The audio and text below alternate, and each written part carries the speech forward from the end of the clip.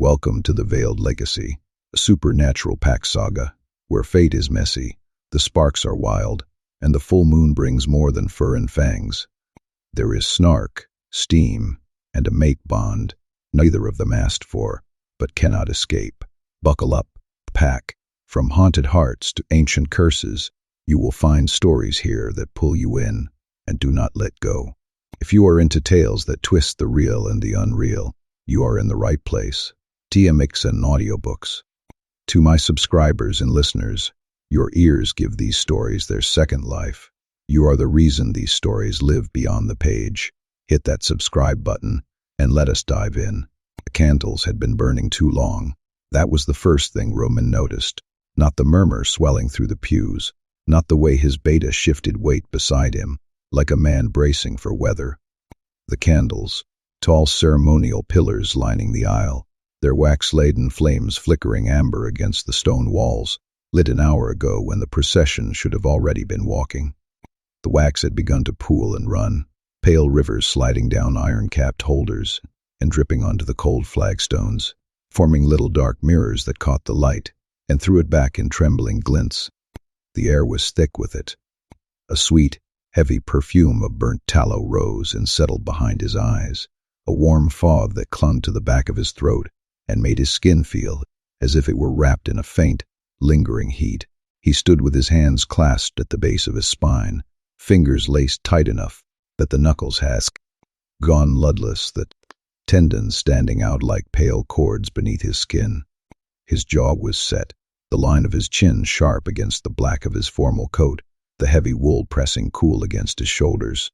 His shoulders were a straight line beneath the black of his coat, and anyone looking at him, and everyone was looking at him, would see exactly what he wanted them to see: patience, control, an alpha waiting for his bride with a kind of stillness that could be mistaken for calm if you did not know where to look. Nyxen knew where to look. His beta stood one step behind and to the left, close enough that his voice would not carry past the first row when he leaned in. "It has been 40 minutes, Roman." Roman did not turn his head. His eyes stayed fixed on the doors at the far end of the hall. Heavy oak, iron-banded, still closed. The wood was dark and polished, the iron bands cold and glinting in the low light. Still closed. "I am aware. The packs are getting restless. Your mother's already asked me twice if," said "I am aware." Nyxen went quiet. He had the good sense to recognize when Roman's stillness stopped being composure and started being the thing that came before destruction. The hall stretched out ahead of them, long and vaulted, built from the bones of the old territory seat, stone walls softened with banners in deep crimson and black that swayed gently with the slightest draft, the fabric rustling like distant wolves' howls. Roman's colors, Roman's territory. Roman's people filled the left side of the aisle in rows of dark formal wear, their wolves close to the surface, sensing what their human faces had not yet confirmed, ears pricked and noses twitching at the faint scent of incense and polished stone. Something was wrong. On the right side, the Ashford pack sat in silence. A different kind of silence, not restless, not confused, contained, rehearsed. They sat with their hands in their laps and their eyes forward, and not a single one of them looked surprised that the doors had not opened yet. The faint rustle of their cloaks was the only sound, a soft shuffling that seemed to blend with the low, steady hum of the candles. Roman's fingers tightened behind his back. The side door near the altar opened instead. Not the grand entrance. The small one, the one used by officiants and staff, and through it came Victor Ashford, with the expression of a man delivering a quarterly report to shareholders. He was tall, Victor. Silver-threaded hair swept back from a face that had been handsome once and was now simply hard, each strand catching the candlelight like thin steel wires.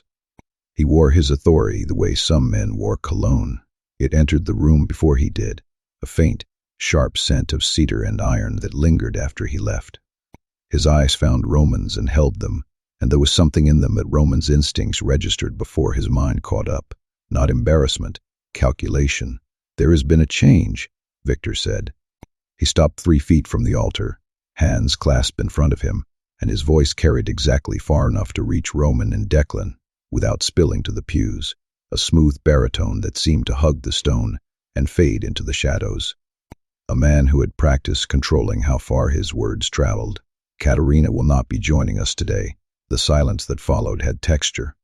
Roman felt it land across his shoulders like a physical weight, the subtle ripple of it moving through the wolves behind him, confusion tightening into attention sharpening into something that smelled like the first seconds before a fight, a metallic tang of adrenaline in his mouth.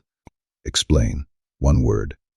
Roman's voice was low yet even, and it cost him more than anyone in that room would ever know to keep it that way, his throat tightening as if a thin thread were pulling at his vocal cords.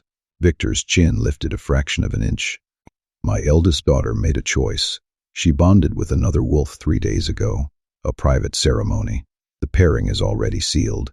Declan made a sound, short, bitten off, something between a breath and a growl, a low, animalistic rasp that seemed to vibrate in his chest. Roman did not move, did not blink. The candlelight caught the edge of his jaw, a tension there visible as a muscle that jumped once and then locked, a faint sheen of sweat glistening on his skin. 3 days ago, which meant Victor had known, had traveled here, dressed his pack in their formal best, lined them in those pews with their rehearsed silence, knowing. You brought your entire pack to a wedding, Roman said slowly, for a bride who was never coming. I brought a solution. A solution. Victor turned toward the side door and raised one hand. A gesture so slight, it could have been mistaken for adjusting a cufflink, the flick of his wrist sending a faint, cold breeze across the stone floor. The door opened again. She was already in the dress. That was what hit Roman first. Not her face, not her size, not the way she paused for a single breath in the doorway before stepping through. The dress, white, long-sleeved, fitted in the bodice and loose below the waist. It did not fit her. Not badly enough to be obvious from the back of the hall, but up close, here, under the altar light. The shoulders sat too wide by an inch, the fabric straining at the seams. The waist had been pinned, the stitching hurried, a thread of a slightly off color showing where the tailor's haste had left a mismatched line. Katerina's dress, put on a different body. She walked forward with her hands at her sides, and her steps were steady, the soft click of her shoes against stone, a measured rhythm that seemed to echo the calm in her mind. She did not look at her father as she passed him. She did not look at Roman either.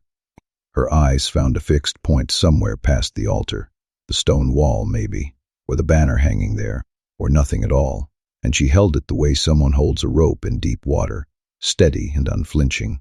Her hair was dark, not the rich auburn of her sister, but a deep brown that the candlelight turned almost black where it fell past her shoulders, each strand catching the glow like a velvet curtain.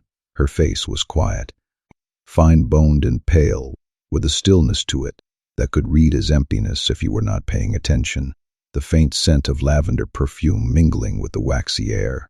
Roman was not paying attention. Roman was looking at Victor Ashford with the kind of focused restraint that made Declan take one step closer, the space between them humming with the low electric thrum of alpha authority. This is your solution, Roman said. The younger one, Sienna. He said her name like it was a territory he would never bother to map, and she heard it. She was close enough now that she heard the way the syllables landed, flat, dismissive, a placeholder word for a placeholder woman. Something shifted behind her expression, quick as a fish turning beneath still water, and then it was gone. The alliance requires a marriage between our bloodlines, Victor said. His voice had taken on the tone of a man reading terms he would already memorize, each word deliberate, reverberating off the stone like the toll of a distant bell. My daughter stands before you, of bonding age, of sound health, of the Ashford line. The terms are met. The terms are met. The terms. Roman stopped himself. His breath came through his nose, slow and deliberate, the cool air ticking against his nostrils, his hands unlocked from behind his back. His fingers flexed once at his sides, the joints cracking softly. The wolves in the front row felt it, that low-frequency pulse of alpha authority leaking through the cracks of his composure, a subtle vibration that seemed to hum in their fur. The air in the hall thickened, the scent of wax growing heavier, as if the room itself were holding its breath. Declan leaned in again. Roman, not here. Silence. 2 heartbeats. 3. Roman's gaze moved, finally, heavily, from Victor to the woman standing at the edge of the altar. Sienna. She was looking at him now. Not with the wide-eyed plea he expected, not with the trembling gratitude of a girl who had been handed an unexpected elevation. She was looking at him the way someone looks at weather that they've already decided to walk through, steady, quiet, braced, and something about that, about the absolute absence of surprise on her face, made his chest tighten in a way that felt less like anger and more like recognition. He felt the tight band of his own ribs, the faint ache of his heartbeat hammering against his sternum, the low-grade heat of his own blood rushing to his face. She had known too. She would known this was coming, known she was the fallback, known she would be standing here in her sister's dress with the pins still warm, and she had walked through that door anyway. He did not respect it. Not yet. He was too furious for respect, too aware of the 300 wolves watching this play out, too conscious of the story that would travel from this hall to every pack border within the week. The Blackwood Alpha got the leftover Ashford, the runt, the one they keep in the back. Fine. The word dropped from Roman's mouth like a stone into still water. No warmth, no ceremony. Just the blunt sound of a man choosing the least disastrous option available and hating every inch of it. Victor's shoulders loosened by a fraction. Then we proceed. The officiant, an older wolf named Hale, who had been standing frozen near the lectern like a man who had wandered into someone else's catastrophe, cleared his throat. His hands shook slightly as he opened the binding text, and the rustle of those pages was the loudest sound in the hall. Sienna stepped up to the altar. Roman did not offer his hand. She did not reach for it. The vows were spoken in the old tongue, phrases worn smooth by centuries of use, words about unity and strength, and the binding of bloodlines into something unbreakable. Roman spoke his portion without looking at her. His voice was clear and cold and perfectly controlled, each word delivered like a debt being paid. Sienna spoke hers quietly, not weakly. There was nothing uncertain in her pronunciation, nothing hesitant in her cadence. She simply spoke at the volume of someone who had learned a long time ago that no one in the room was listening to her specifically, and had adjusted accordingly. The binding marks were exchanged. Roman's thumb pressed against her wrist where tradition dictated, a brief firm pressure that was supposed to signify the joining of two wolves. His skin was hot, hers was cool. Neither of them acknowledged the contact. Hale spoke the closing words, and the hall filled with the kind of silence that follows a detonation, not peace. The stunned emptiness of a room that understands something significant just happened and has no idea what to do about it. Then the Ashford wolves began to clap. Measured, polite, the sound of an obligation fulfilled. Roman's pack followed a beat later, ragged and uncertain, taking their cue from Declan, who brought his hands together with the grim determination of a man applauding at a funeral. Roman turned from the altar and walked toward the hall's side exit without waiting. His stride was long and unhurried, and he did not adjust his pace. He did not look back. Sienna stood alone at the altar for 3 full seconds before she followed. The candles guttered in the draught from the open door, and the shadows they cast stretched long across the stone floor, and one of them, hers, moved through the light without disturbing it, as though it barely weighed anything at all, as though the room had already forgotten she was there. She learned what she was worth from the way her mother set the dinner table.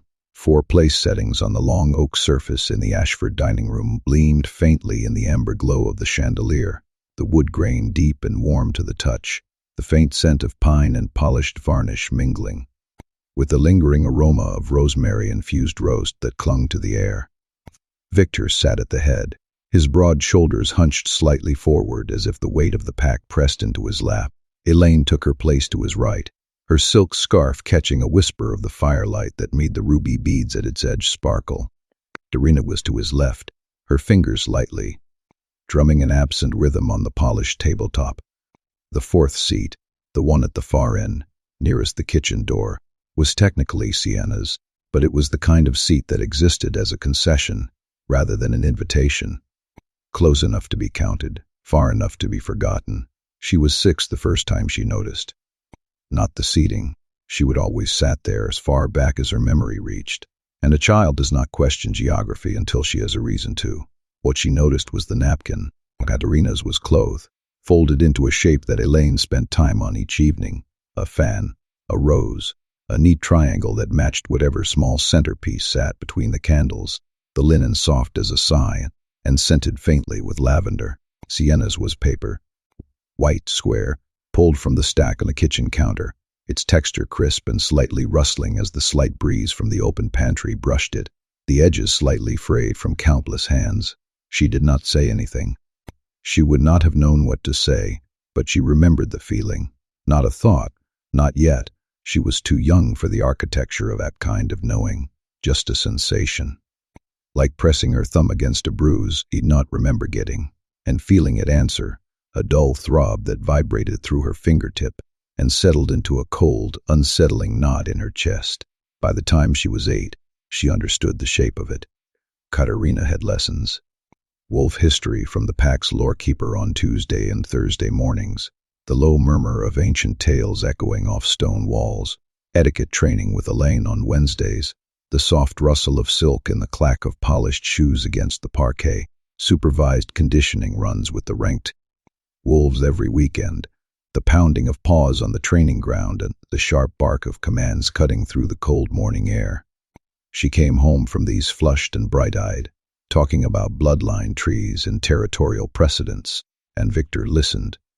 He leaned forward in his chair, his elbows resting on the table, the leather of his cuffs creaking, and he listened, and sometimes he corrected her gently, his voice a little rumble, and sometimes he nodded, and the nodding was the thing Sienna watched most carefully. The way his face opened when his eldest daughter said something that proved she was becoming what he would design her to be, his eyes softening like the first light of dawn filtering through the kitchen window. Sienna had Corey rotations, not the shared responsibilities that every pack member carried. The cooking shift sent perimeter checks and communal duties that bound a pack together through labor, the clatter of pots, the scent of herbs and firewood, the rhythmic thump of boots on the packed earth. Omega work, the tasks reserved for wolves at the bottom of the hierarchy, the ones no one wanted to name, because naming them would mean admitting the hierarchy had a bottom. Laundry collection, the scratch of fabric against the wooden bucket, the metallic tang of detergent in the air, floor scrubbing in the pack house, the gritty feel of the scrub brush against cold stone, the echoing scrape that seemed to reverberate with each sigh, clearing plates after meals. She would barely had time to eat, the clink of porcelain and the faint perfume of lingering food, inventory in the root cellar, counting jars in the cold, her breath visible, her fingers stiff, while above her head she could hear Katerina practicing formal greetings in the parlor, the soft cadence of her voice rolling like velvet over the marble floor. She asked her mother once. She was 9, and she would been scrubbing the pack house entryway for 2 hours, and her knees were raw through her pants, the sting of sweat and grime mixing with the sharp bite of cold stone, and she heard Katerina laughing somewhere on the second floor, the melodic sound bubbling up like a brook. "Mama, what does not cat have to do floors?" Elaine was passing through. She was always passing through, moving from one room to another with purpose and direction, a woman whose trajectory through the house never quite included the coordinates where Sienna stood. She paused, but it was the kind of pause that was already leaving before it arrived, the soft rustle of her coat, the faint perfume of jasmine that lingered on her skin like a ghost. "Your sister has responsibilities that suit her role, Sienna. What is my role?" Elaine's mouth did something that was not quite a smile and was not quite a frown. It was the expression of a woman looking at a question she would decided long ago was not worth answering, the corners of her lips tightening, just enough to turn the light in her eyes into a thin, gray line. "Finish the floors, sweetheart." Sweetheart. The word landed soft and empty, a pillow with nothing inside it. Elaine's hand touched the top of Sienna's head as she passed, brief, light, the kind of contact that could be mistaken for affection if you would never experience the real thing. The fingertips warm against her hair, a fleeting pressure that fizzed away like static. Then she was gone, and the hallway smelled like her perfume for exactly 4 seconds before the draft took it, the faint scent swirling with the smell of old wood and cooling stone. Sienna went back to scrubbing. Her bedroom had been a storage closet. Not originally. Originally had been a room of its own, small but proper, with a window that faced the eastern tree line. the glass catching the sunrise and spilling ember light across a modest bed. But somewhere in the years between Sienna's birth and her ability to remember, it had become the place where things were kept.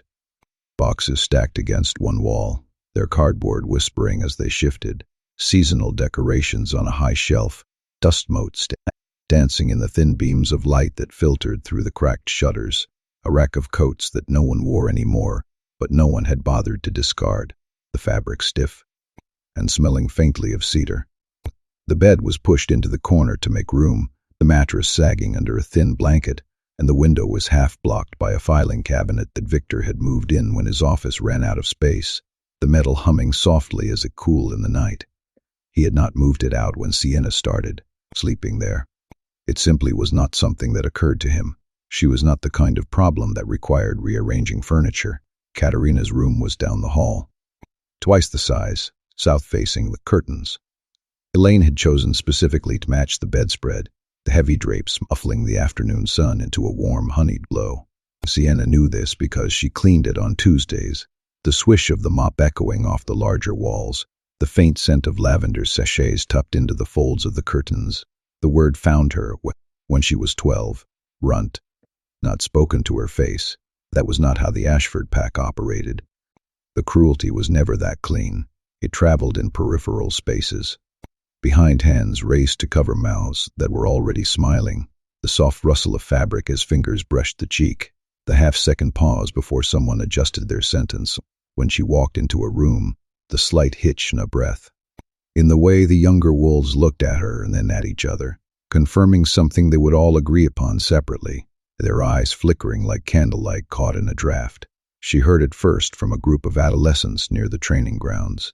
She would been carrying a stack of clean towels for the conditioning runs, Katerina's conditioning runs, the cotton cool against her palms, the faint scent of sweat and soap, and she passed close enough to catch the word before the speaker caught sight of her and went quiet. But not ashamed. The silence was not shame. It was the mild inconvenience of being overheard saying something everyone already believed, the sudden stillness that settled like dust on a sunlit shelf. Runt, small, late to develop, had not shown any sign of her wolf, while her sister had shifted at 14 with the whole pack, watching in Victor's hand on her shoulder afterward, proud and heavy, the grip solid as iron, the scent of pine sap on his skin. Sienna was 12 and wolfless, and in a world where your wolf was your worth, that absence was a verdict, a cold, hard weight pressing against her ribs. She carried the towels to the field. The fabric brushed her forearms, faint shiver running up her spine. She set them on the bench, the wood rough under her fingers, the scent of damp earth rising as she walked back to the house. She climbed the stairs to her room and sat on the edge of her bed, the mattress sighing under her weight, and the filing cabinet threw a shadow across her lap, the dark rectangle cool against her skin, and she pressed her hands flat against her thighs and held very, very still until the feeling passed. It did not pass. It settled. It became part of the architecture. By 14, where it had stopped being whispered, it was simply what she was. Lecter used it once in conversation with a visiting alpha, not as cruelty, but as an explanation. The younger one's a runt, late bloomer, if she blooms at all. Katerina's the one you will want to discuss terms with. He said it the way you would describe a room in a house that was not being shown to buyers. Factual, dismissive. A door you walk past without opening. Sienna was in the next room. She heard every word through the wall, and her hands were wrapped around a mop handle, the wood grain pressing into her palms, the cool sweat of her skin meeting the warm metal, and she did not cry. She was 16 the night everything changed, and she was alone, and that was the only reason it happened at all. October. The woods past the northern boundary were thick with cold, not the crisp, decorative cold of early autumn, but the real kind, the kind that gets into the space between your ribs and stays, a bone-deep chill that makes breath turn to mist. The ground was hard beneath her feet, frozen pine needles crunching with each step. The air smelled like earth and ice, and the distant clean bite of coming snow, the scent of spruce sap lingering in the wind. She had not meant to go this far.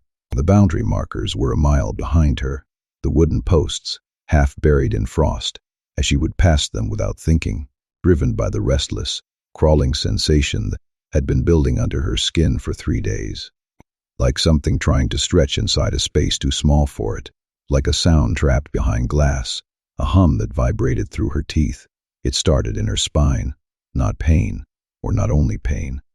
A pulling as if every vertebra was being tugged upward and outward simultaneously. The muscles along her back seized and released in waves that dropped her to her knees on the frozen ground. The chill of the snow seeping through her thin jacket, the breath of the forest hushed around her, the world narrowing to the ache that sang through her bones. Her palms hit dirt and frost, and her fingers dug in, as she could not breathe, could not think, could not do anything but hold on while her body decided to become something else, without asking her permission. The shift was violent. Late shifts always were, the body fighting what it should have welcomed years ago, every cell confused by the delay, the wolf clawing its way into existence through resistance it should never have met. Sienna's vision whited out. Sound collapsed into a high, thin ringing.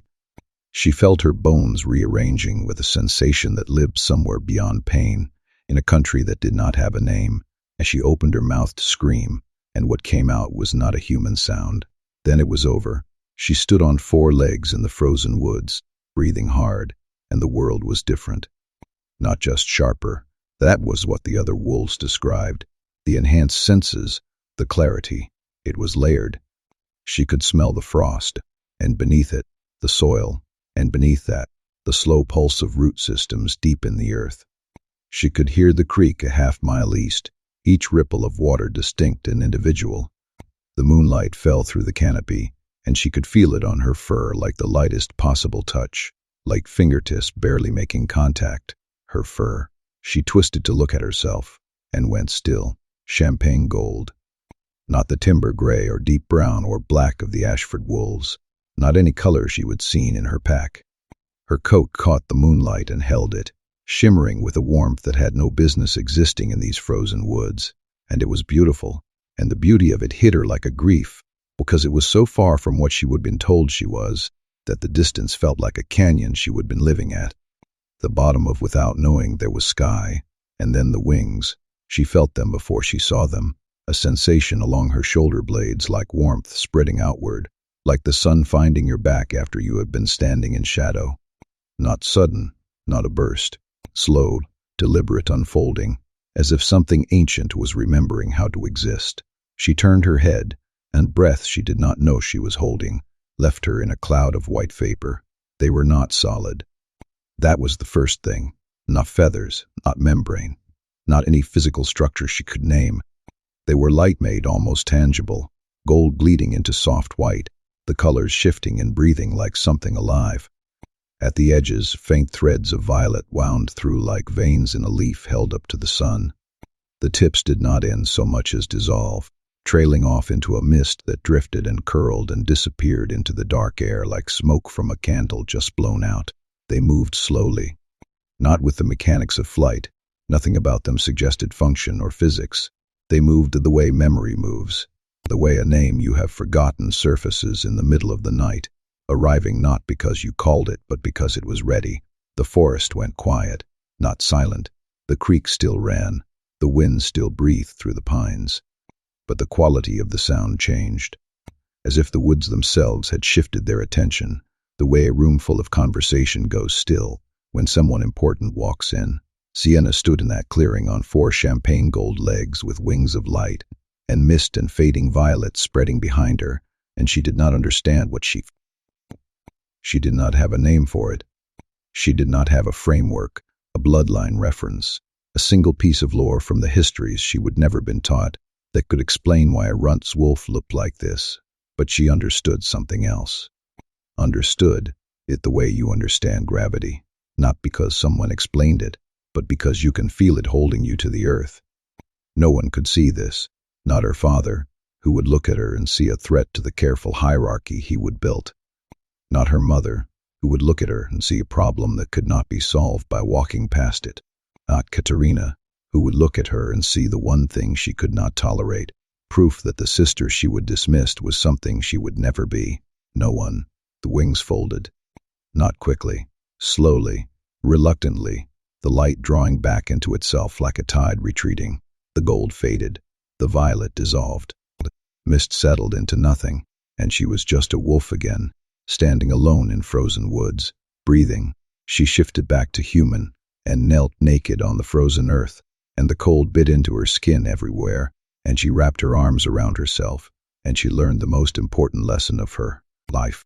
How to hold something infinite inside a space everyone had decided was small. She practiced in those woods for years. Every night she could slip away. Every hour she could steal between the chore lists and the laundry runs, and the floor scrubbing that kept her on her knees in more ways than one. She learned to control the shift, learned to call her wolf and release it, and call it back with a precision that would have stunned the trainers who spent hours working with Katerina on basic form. She learned, most importantly, to hold the veil, to keep the wings from forming, to press that warmth back down beneath her shoulder blades until it was nothing more than a faint hum that she could carry through her day without anyone noticing. She became so good at stillness that the pack read it as submission, so practiced in silence that they heard it as emptiness, so disciplined in making herself small that no one, not once, not ever, thought to question whether the space she occupied was a choice. 12 years of being exactly what they expected. 12 years of cleaning floors and carrying towels and sitting at the far end of the table with her paper napkin. And the whole time, she was carrying something that would have burned their entire understanding of the world to the ground. And when her father handed her to Roman Blackwood like a consolation prize in a borrowed dress with the pins still warm, she walked through those doors and down that aisle, and stood at that altar with her wings pressed so deep inside her chest, they were barely a whisper, but they were there. They were always there. The drive took 4 hours, and neither of them spoke for any of it. Roman's truck ate the miles between the ceremony hall and the northern edge of his territory, in a low, steady growl of engine and tires on gravel, the vibration humming through the seat like a faint, metallic pulse. He drove with one hand on the wheel, the other resting on his thigh, fingers curled loosely against his leg, in a way that suggested relaxation to anyone who did not notice how the tendons in his forearm had not released once since they left. The heat was on. The sun had baked the metal and glass, turning the cab into a cramped oven that breathed out a faint scent of gasoline and warm oil. The windows were up, sealing the cabin in a muffled, warm cocoon, where the air tasted of stale sweat and the faint, sweet perfume of the leather seat. The silence inside the truck was heavy, the kind of weight you can feel pressing against the inside of your teeth, a pressure that settled in the back of the throat and made the heartbeat sound louder. Sienna sat in the passenger seat with her single bag on the floor between her feet. A canvas duffel, soft-sided, not full enough to hold its own shape, sagged in the middle, its fabric catching the dim light and revealing the faint dust of previous journeys. Everything she owned, or at least everything she would have been given time to pack, which was the same thing, lay crammed inside: a tattered notebook, a silver locket, a pair of worn boots. Her hands rested in her lap, one folded over the other, and she watched the tree line pass through the window without seeing it, the green blur of pine needles and the occasional flash of a red-winged bird becoming a moving watercolor. The dress, Katerina's dress, pinned and hemmed and still not hers, pulled across her shoulders every time she breathed, the faint rustle of fabric like a whispered accusation. The road narrowed. Pavement gave way to packed dirt, then to gravel, then to something that was barely a road at all. 2 ruts cut through dense pine forest, the trunks rising like blackened columns, branches interlocking overhead, until the last of the evening light was just a suggestion, a thin veil of amber slipping. Wait. The truck's headlights cut white tunnels through the darkness, their beams slicing the night like knives, and the shadows behind them were absolute, swallowing everything in a matte black that seemed to swallow sound as well as sight. The cabin appeared like something the forest had reluctantly agreed to tolerate. A stone foundation rose from the earth, its surface cold and slick with moss, while timber walls, darkened by decades of weather, stood solid and unmoving. Covered porch with a single step up creaked under the weight of unseen footsteps. Smoke was already threading from the chimney, thin, curling tendrils of amber that curled upward and disappeared into the pine-scented night, signaling that someone from the pack had come ahead to start the fire and stop the kitchen, a tradition for newly bonded pairs that assumed the parent question would want warmth and privacy for tender reasons. Roman killed the engine. In the sudden silence, the ticking of the cooling motor was the only sound, a soft, metallic metronome that seemed to echo off the surrounding trunks. He stared through the windshield at the cabin's front door, his jaw working once, the muscle at the hinge of it flexing and releasing, and then he opened his door and stepped out without looking back, the metal latch giving a low, resonant clang that reverberated through the frosted air. The door slammed behind him hard enough that Sienna felt the concussion of it in her chest even from inside the truck, a sharp thud that rattled the glass and sent a tiny shiver through her bones. She sat for a moment. The engine ticked, the forest pressed close on all sides, the trunks leaning in like silent sentinels, their bark rough against the night wind. Through the truck's closed windows, she could smell pine and cold earth and wood smoke, and beneath all of it the sharp, bright scent of a male wolf, whose emotions were running so hot they were leaking through every barrier he had, metallic, musky, tinged with the faint coppery bite of adrenaline. Picked up her bag. She opened the door. The cold hit her immediately, real cold, mountain cold, the kind that finds the gap between your collar and your neck and settles there like it owns the space, making the hair on her arms stand up in tiny spikes. Her breath came out in a pale cloud that hung for a beat before dissipating into the night. The gravel crunched under the borrowed shoes she was still wearing, each step a sharp, staccato percussion that echoed off the surrounding trunks. She walked to the cabin, the door opening with a solid wood thud, and stepped inside. The fire was the first thing that welcomed her. A broad stone hearth dominated the room, its surface glowing with an established blaze. Logs popped and shifted, sending up small constellations of bright orange sparks that danced briefly before dying in the air. The light from it moved across the walls in restless waves, warm amber, deep shadow, warm amber again, painting the room with a living rhythm. The space was simple. A kitchen to the left, its copper pots hanging in orderly rows, a sitting area before the fire with rough-hewn benches, and a hallway to the right that presumably led to the bedroom and bath. The furniture was solid, heavy, made for a space that did not pretend to be anything other than what it was, wood and stone, their surfaces scarred by years of use, their edges softened by countless hands. The smell of smoke glared over years of other smoke, other fires, other newly bonded pairs who had come here under different circumstances, a tapestry of charcoal, pine resin, and faint hints of spilled wine. Roman stood at the far window with his back to her, and his reflection in the dark glass was a blur arrangement of sharp lines and tension. His coat was off, thrown over the back of a chair, the fabric draping like a dark wave. His shirt sleeves were pushed to the elbows, his forearms braced against the window frame, the muscles in his forearms tightening like coiled springs. The posture of him, the bowed head, the locked shoulders, the weight pressing forward into his hands, was that of a man holding a door shut against something trying to get through, his breath shallow, his chest rising in short, deliberate pulls. Sienna set her bag down by the entrance.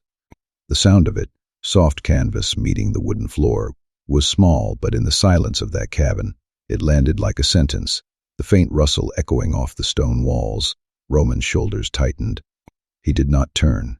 She stood near the door and waited, because she had been waiting her entire life, and had gotten extraordinarily good at it. The fire cracked, sending a brief flash of light that illuminated the grain of the floorboards. The cabin walls creaked once, the timber adjusting to the cold outside and the heat within, and it sounded like the building was taking a breath, a low, resonant sigh that seemed to sync with the rhythm of their hearts. "You know what the worst part is?" His voice came low and even, directed at the window, at his own reflection, or at the darkness beyond it. It carried a faint rasp as if the cold air had thickened his words. Sienna did not answer. She would learned a long time ago that some questions were not looking for a response. They were looking for a wall to hit, a point to press against until something cracked. "It is not that your father lied." Roman's hands dropped from the window frame, the metal clinking softly against the wood. He turned, and the firelight caught half his face and left the other half in shadow, and the effect was striking in a way that she registered, and immediately set aside. "It is not that." Katerina ran. It is not even that I stood in front of 300 wolves like a fool waiting for a bride who was never coming. He took a step toward the center of the room, then another. His movements had the careful, controlled quality of a man who knew exactly how much damage he was capable of and was measuring the distance between himself and it. Each footfall was deliberate, the floorboards sighing under his weight. The worst part is that he knew exactly what he was doing. Your father walked into my territory, sat his pack down in those pews, and waited for the moment when refusing would cost me more than accepting. His eyes found hers, and they were dark, not with rage, not exactly, but with something colder, a glint like ice sliding over stone, and what he offered me was you. The word landed. You. Said the way you would say this while gesturing at something broken that arrived in place of what you ordered. The syllable struck her like a physical blow, hitting a spot behind her sternum where she would have been absorbing blows since before she could name them. For one heartbeat, just one, the part of her that had spent 16 years being invisible, wanted to fold, wanted to lower her eyes and compress her shoulders, and become exactly what the word expected her to be. She did not. Are you finished? 3 words, spoken quietly, not a challenge. Nothing in her voice rose to meet his energy, nothing pushed back against the current of his anger. It was simply a question, delivered with the same unnerving stillness that had carried her through the ceremony, through the drive, through 28 years of being treated like a room no one bothered to enter. Roman's mouth opened, closed, his brow creased, not in anger, but in the particular confusion of a man who had been swinging at a target and found empty air. "Excuse me," I asked, "if you were finished?" Sienna's hands stayed at her sides.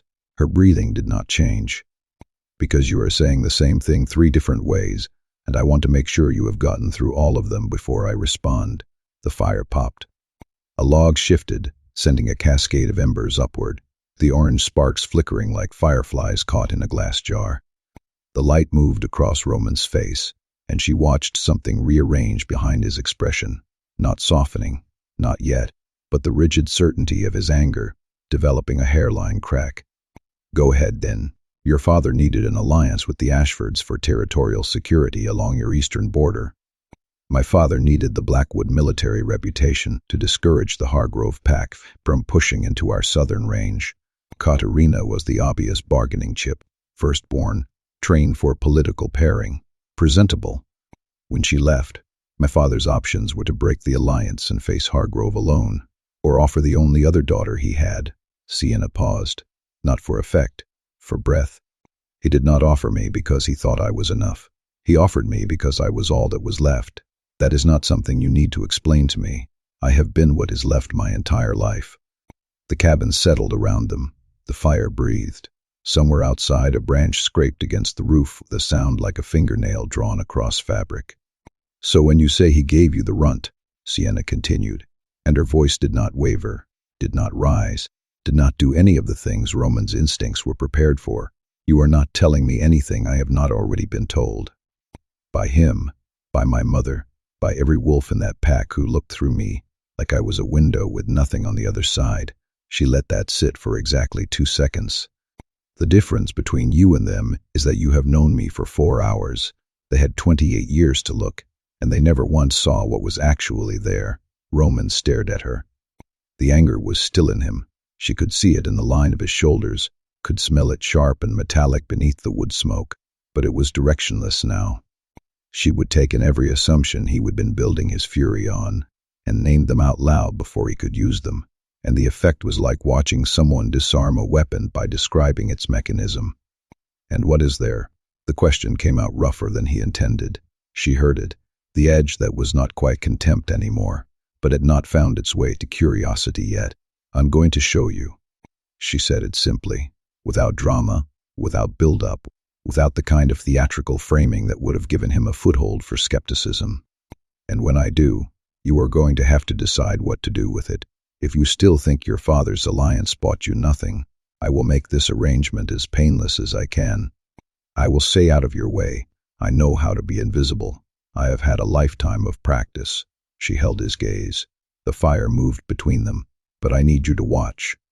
Something in Roman's chest responded to that, not his wolf, not his alpha instincts, but something older and less defined, the way her voice sounded when she said watch. It was the first time she would ever ask anyone for that specific thing. Like the word itself was an act of courage that cost more than anything else she would said. He did not speak. He did not nod. But he did not look away, and that was enough. Sienna stepped back, one step and two, until there was space between them, enough room for what came next. Her hands went to the side of the dress, and she unzipped it with the pragmatic efficiency of someone removing a costume, and the white fabric pooled at her feet, and she stood in the firelight in nothing but skin, and the expression of a woman about to do the most terrifying thing she would done in 12 years. She closed her eyes. The shift took her quickly, not the violent, tearing thing it had been that first time in the woods at 16. She would had 12 years to make it hers. Her body folded and reformed with a fluid grace that Roman's eyes tracked the way they would track a blade being drawn, and where a woman had stood, there was now a wolf, champagne gold. The firelight found the coat and turned it luminous.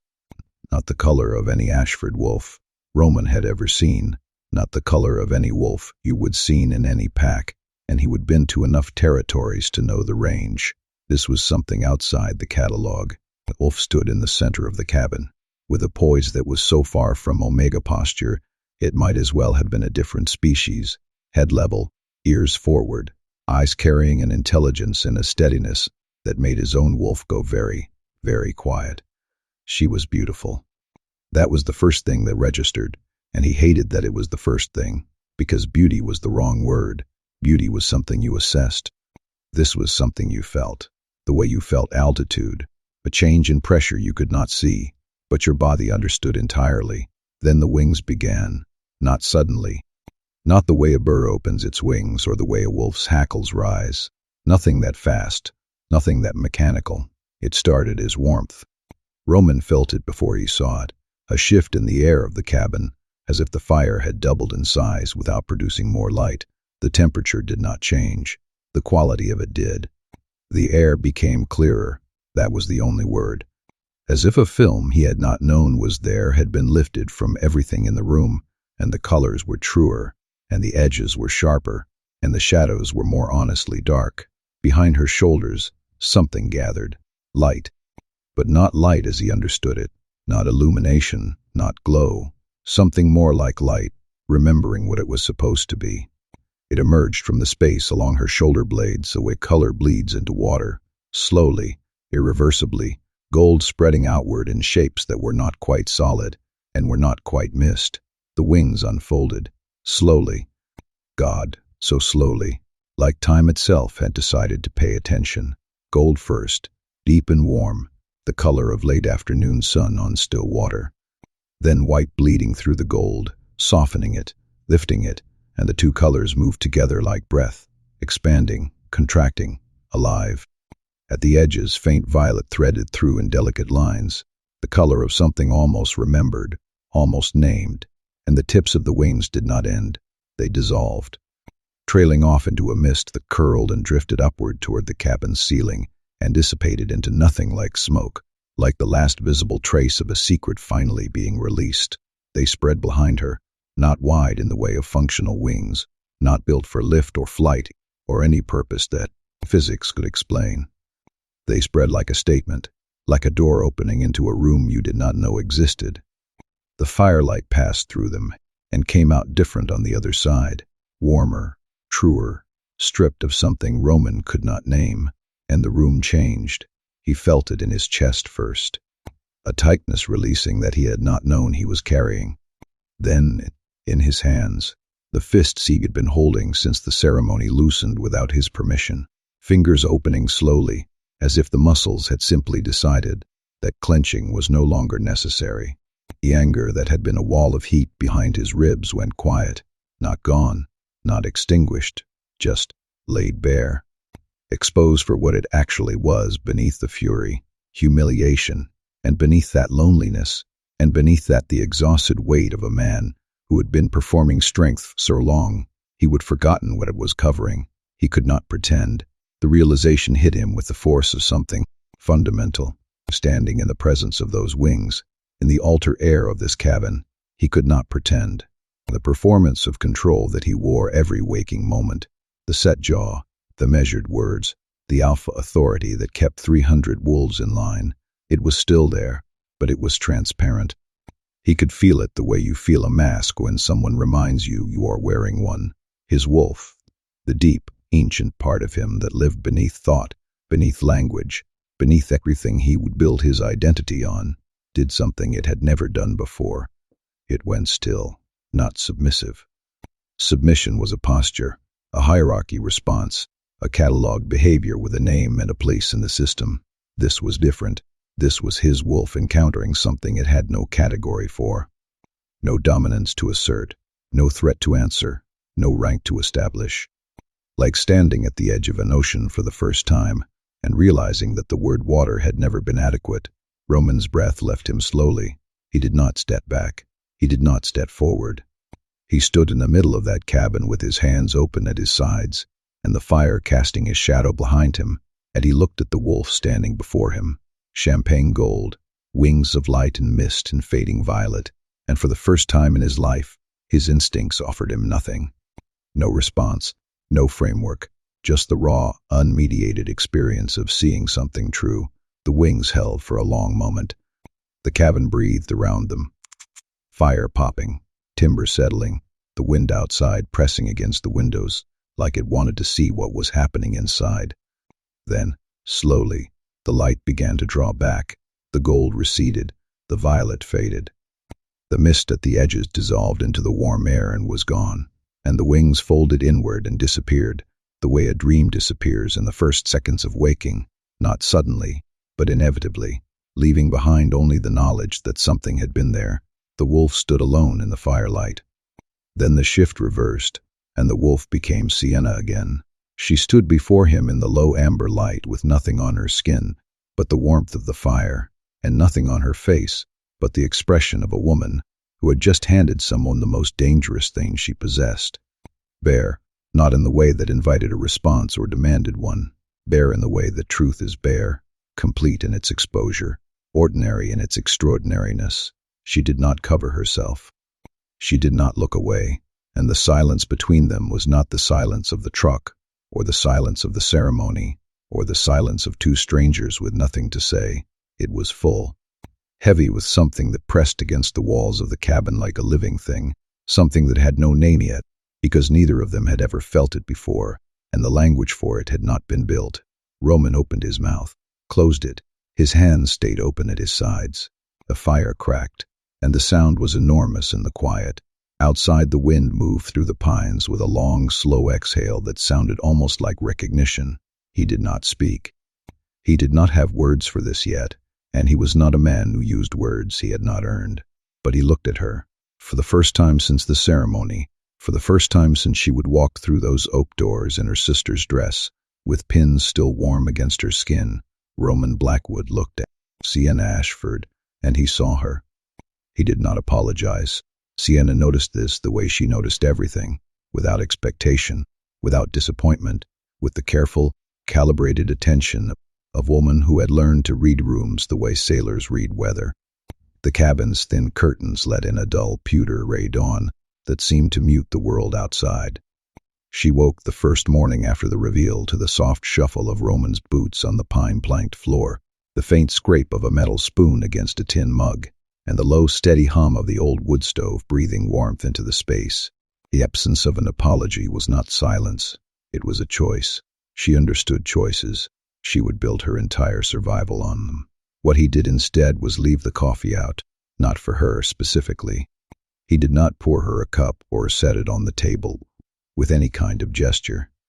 He simply made a full pot instead of the single cup his routine clearly called for. She could see the faint ring of condensation on the cool marble countertop where one mug usually sat, the economy of a man who lived in precise, solitary measurements. The pot sat on the warmer, its dark liquid steaming in thin wisps that curled upward, while a clean mug rested beside it, its white glaze catching a stray beam of light, not next to his. Not across the kitchen, just within reach. She poured herself a cup, the porcelain cool against her fingertips, and stood at the window with it. The steam rose between her face and the glass. a translucent veil that blurred the outline of the pine trees outside, their branches heavy with last night's rain. The morning light was gray and soft, the kind of light that forgives everything it touches, turning the world a muted watercolor. The scent of fresh coffee mingled with the sharp, resinous perfume of wet pine, and the faint, earthy smell of damp moss seeping through the cracks in the wall. Roman sat at the table behind her with maps spread across the surface. She could hear the scratch of his pencil, the occasional pause where he would lift it and hold it suspended above the paper, thinking, calculating, weighing something she could not see. The pencil's tip caught the light, glinting like a tiny beacon as it hovered. He would been at it since before she woke. The maps were territorial. She would caught enough of a glimpse walking past to recognize topographic lines and boundary markers, the visual language of a pack that thinks about its land, the way a body thinks about its skin. The paper crackled softly under his fingers, the ink slightly raised where he would press harder, giving the lines a faint, tactile texture. She did not ask about them. She drank her coffee and watched the rain begin again outside, thin and persistent, the kind that does not fall so much as simply appear on every surface.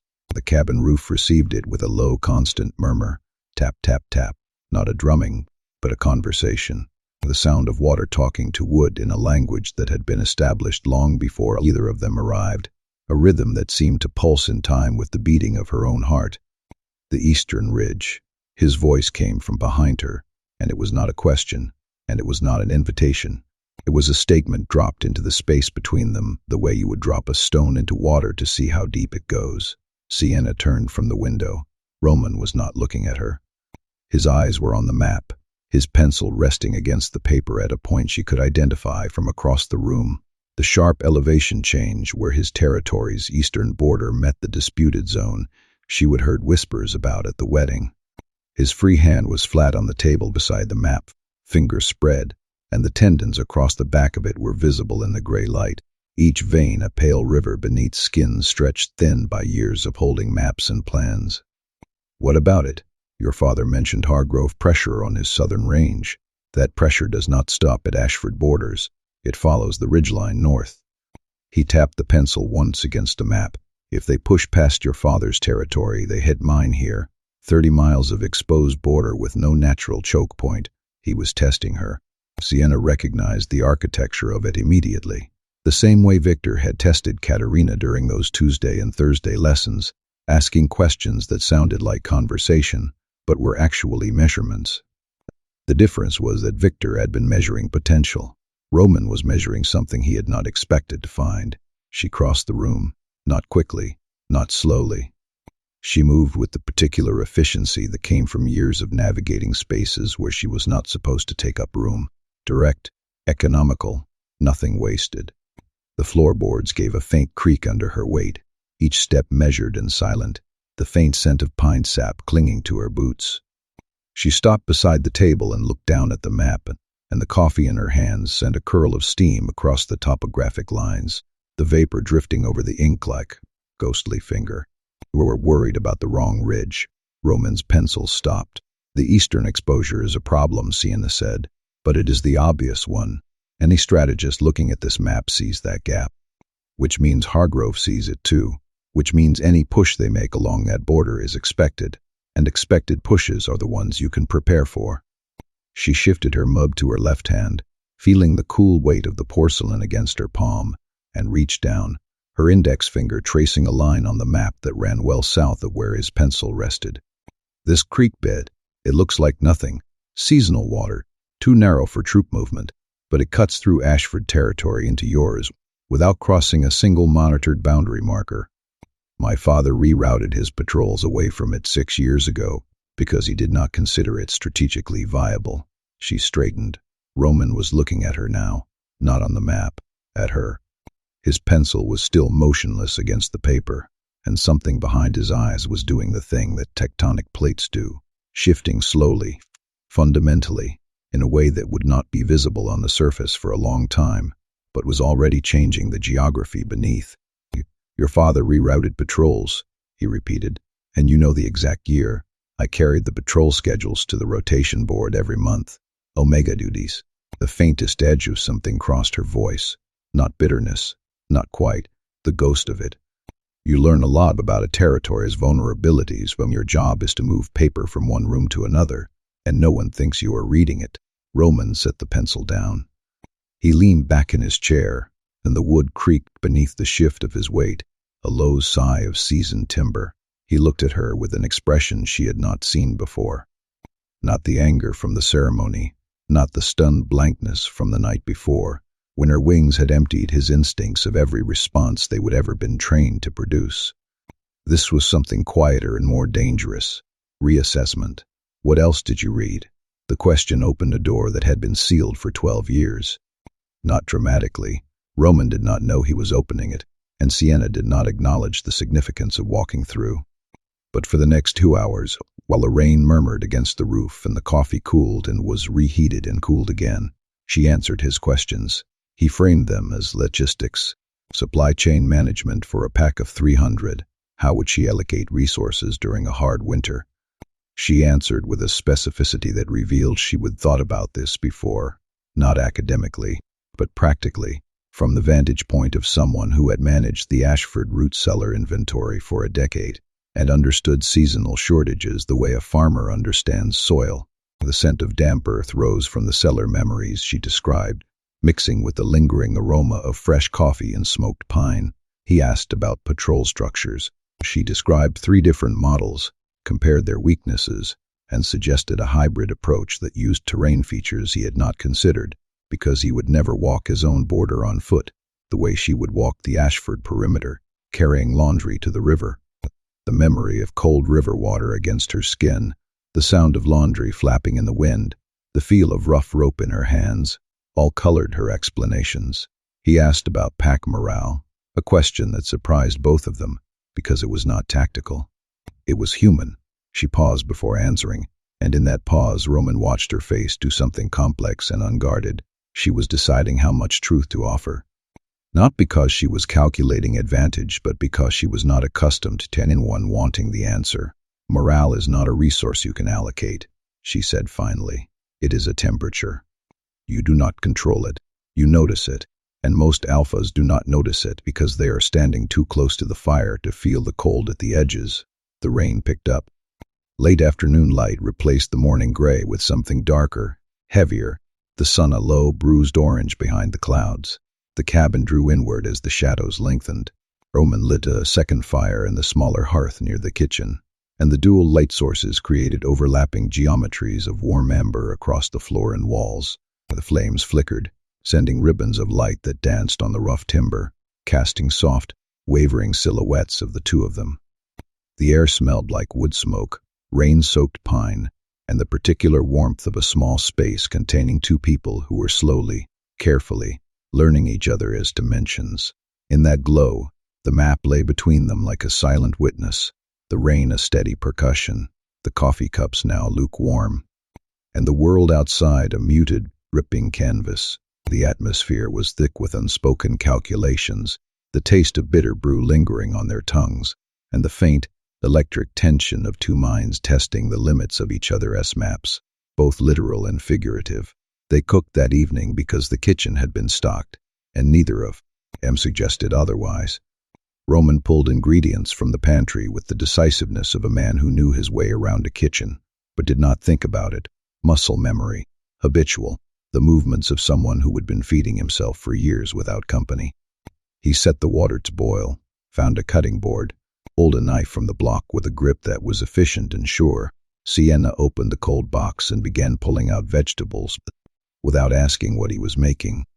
She would seen the dried pasta on the counter, the jar of preserved tomatoes, the garlic he would already peeled. She did not need the recipe.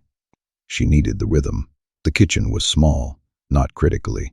2 people could work in it without touching if they were mindful of their angles.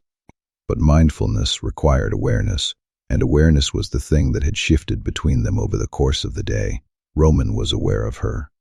Not the way he would been aware of her at the ceremony, as a problem, an insult, a body occupying a space that was supposed to hold someone else. He was aware of her the way you become aware of a sound you cannot stop hearing once you have noticed it, the specific frequency of her. She reached for the olive oil at the same moment he did. Their hands did not touch. She pulled back a fraction of a second before contact, the reflexes of someone trained to occupy less space than she was entitled to. But the near miss hung in the air between them with a charge that had nothing to do with territory or strategy, or the careful, cerebral chess match they would been playing all day. Roman picked up the oil, poured it into the pan. The sizzle of it hitting hot metal filled the kitchen. "You pull back," he said. Sienna was slicing onions. Her knife work was precise, unhurried, the kind that comes from years of kitchen duty. "What?" "When you are about to take up space, you pull back." He was not looking at her. He was watching the oil heat, and his voice was observational, the tone of a man describing weather patterns. "At the table this morning, you started to pull out the chair nearest the maps, and then moved to the one farther away. In the hallway earlier, you stepped to the wall when I came through, and the hallway's wide enough for 4 people.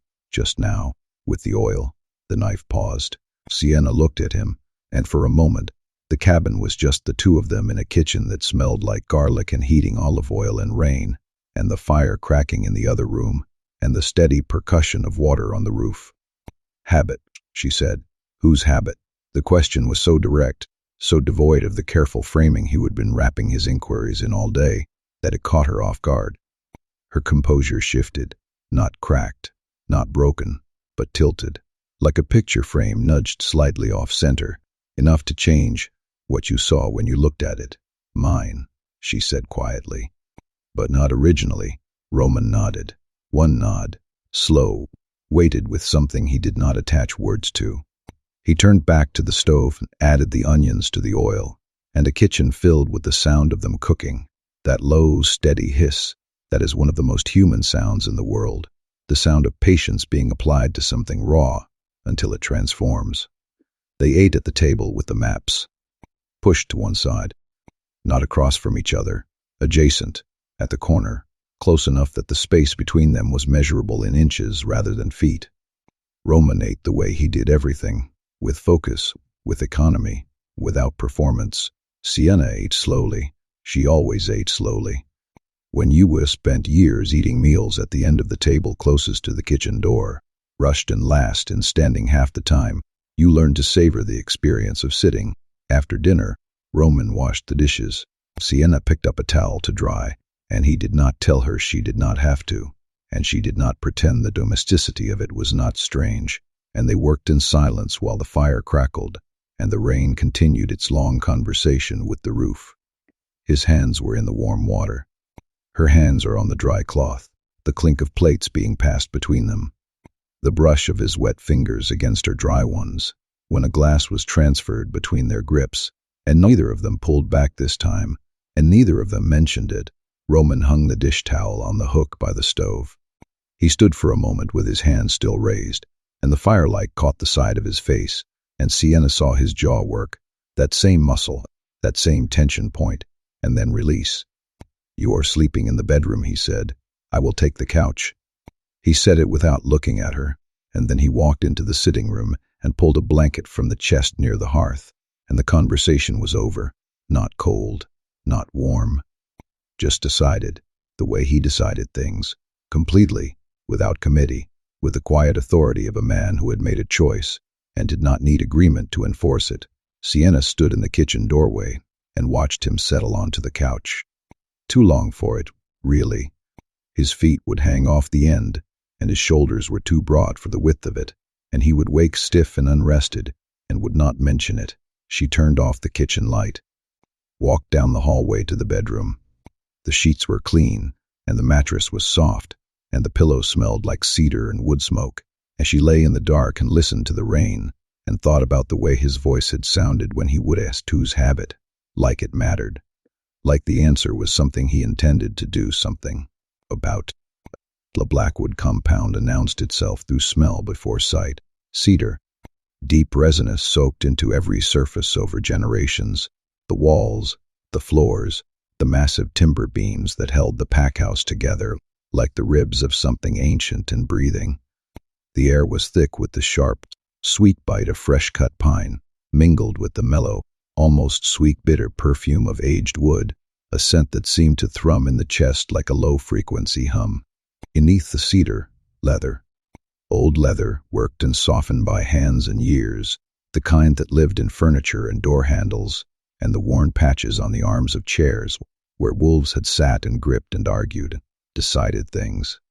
It smelled of animal hide, faintly salted, with a faint undernote of oil and sweat, the texture of the leather visible in the faint creases that caught the dim light, and beneath the leather, stone. Cold stone foundations that remembered winter even in summer, that held the temperature of the mountain in their bones and released it slowly into the rooms above.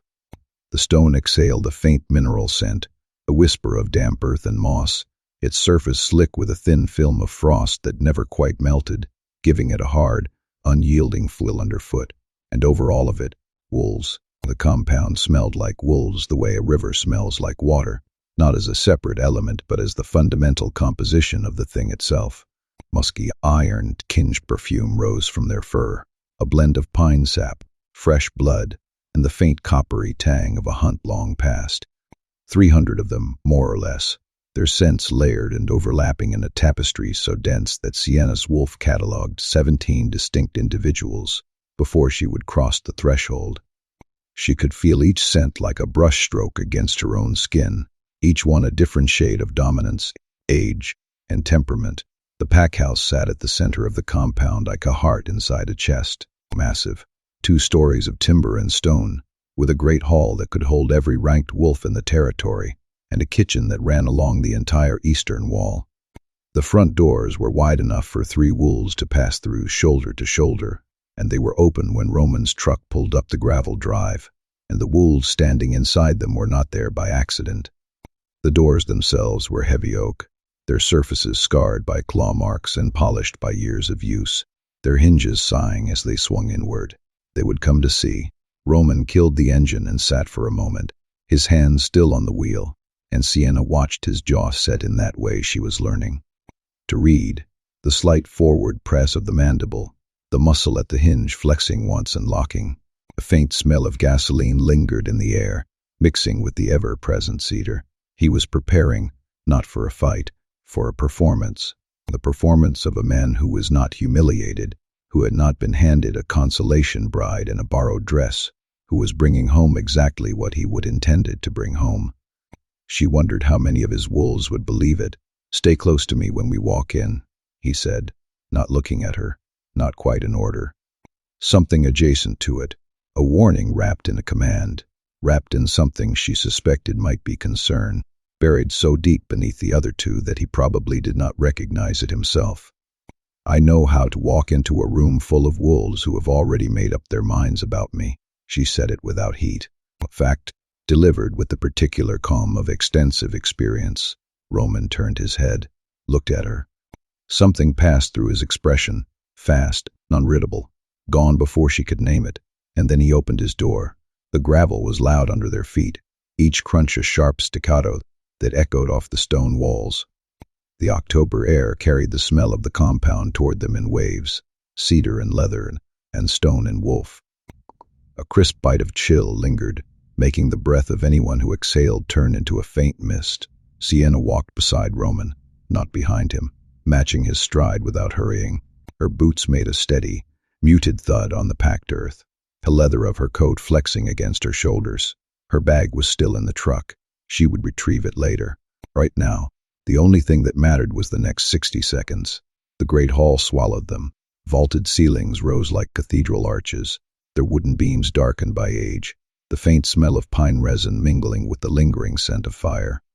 A fireplace broad enough to stand in, cold now, but blackened with the memory of 1,000 fires.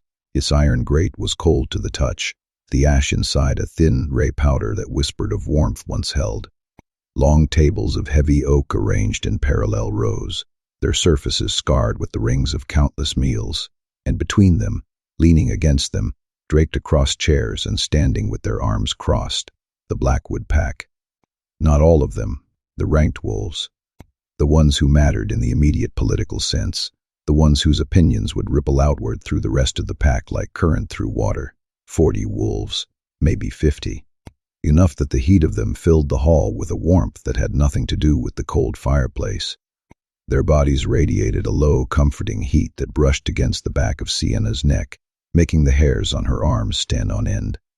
Enough that the air was thick with competing scents and the low subsonic vibration of dominant wolves in close proximity, each one broadcasting their rank the way a radio tower broadcasts signal, constant, involuntary, impossible to ignore if you had the ears for it. The murmuring of low growls, the soft rustle of fur shifting, the occasional click of teeth, created a background soundscape that thrummed like distant thunder. They were already looking. Sienna felt the weight of their attention land on her like a change in altitude. Every eye in the hall finding her, measuring her, cataloging her dimensions and her scent, and the way she carried herself, and she could feel the calculations happening in real time behind those eyes. She could feel the conclusions forming, small, quiet, the runt, Ashford sister, the one nobody trained, the one who was supposed to be invisible, a woman near the front, tall, broad-shouldered, copper hair pulled back in a braid that hung like rope, leaned toward the man beside her, and said something that did not carry, but did not need to. The man's eyes flicked to Sienna, in a way, and the dismissal in that away was a language she would been fluent in since childhood. The woman's coat brushed against the stone floor with a soft swish, and the faint scent of herbs from her hairpin drifted faintly towards Sienna. Roman stopped at the head of the hall. He did not announce her, did not give a speech. He simply stood with his hands at his sides and shoulders filling the space the way an alpha's shoulders always fill a space, and the room oriented itself around him, the way iron filings orient around a magnet, automatically, inevitably, without conscious thought. This is Sienna, his voice carried without effort, flat, clear, the voice of a man stating a fact, not selling one. She is my bonded mate, and a member of this pack as of 3 days ago. She will need to be introduced to the household operations, the territory layout, and the ranking structure. Declan, his beta materialized from somewhere to Roman's left. Declan was built like a wall that someone had taught to walk, wide, solid, with a face that defaulted to an expression of patient assessment. He moved with the deliberate tread of someone who knew his weight, each step resonating softly against the stone. He nodded once at Roman, then turned to Sienna with the careful courtesy of a man who had been told to be welcoming and was going to do his best. Ma'am, welcome to Blackwood. I will be your primary, Declan Hale. Sienna's voice cut through without raising. Roman's beta for 7 years, previously 2nd Patrol Lead under Alpha Blackwood Sr. Manage internal logistics and rank disputes. She paused, just briefly enough to let the specificity of what she would said land. I read your pack's public roster before the bonding ceremony. I like to know who I am walking toward. Declan blinked. It was a small thing, a fraction of a second where his professional composure encountered something it had not been briefed on, and then his mouth did something that was not quite a smile. Yes, ma'am. From across the hall, Roman watched.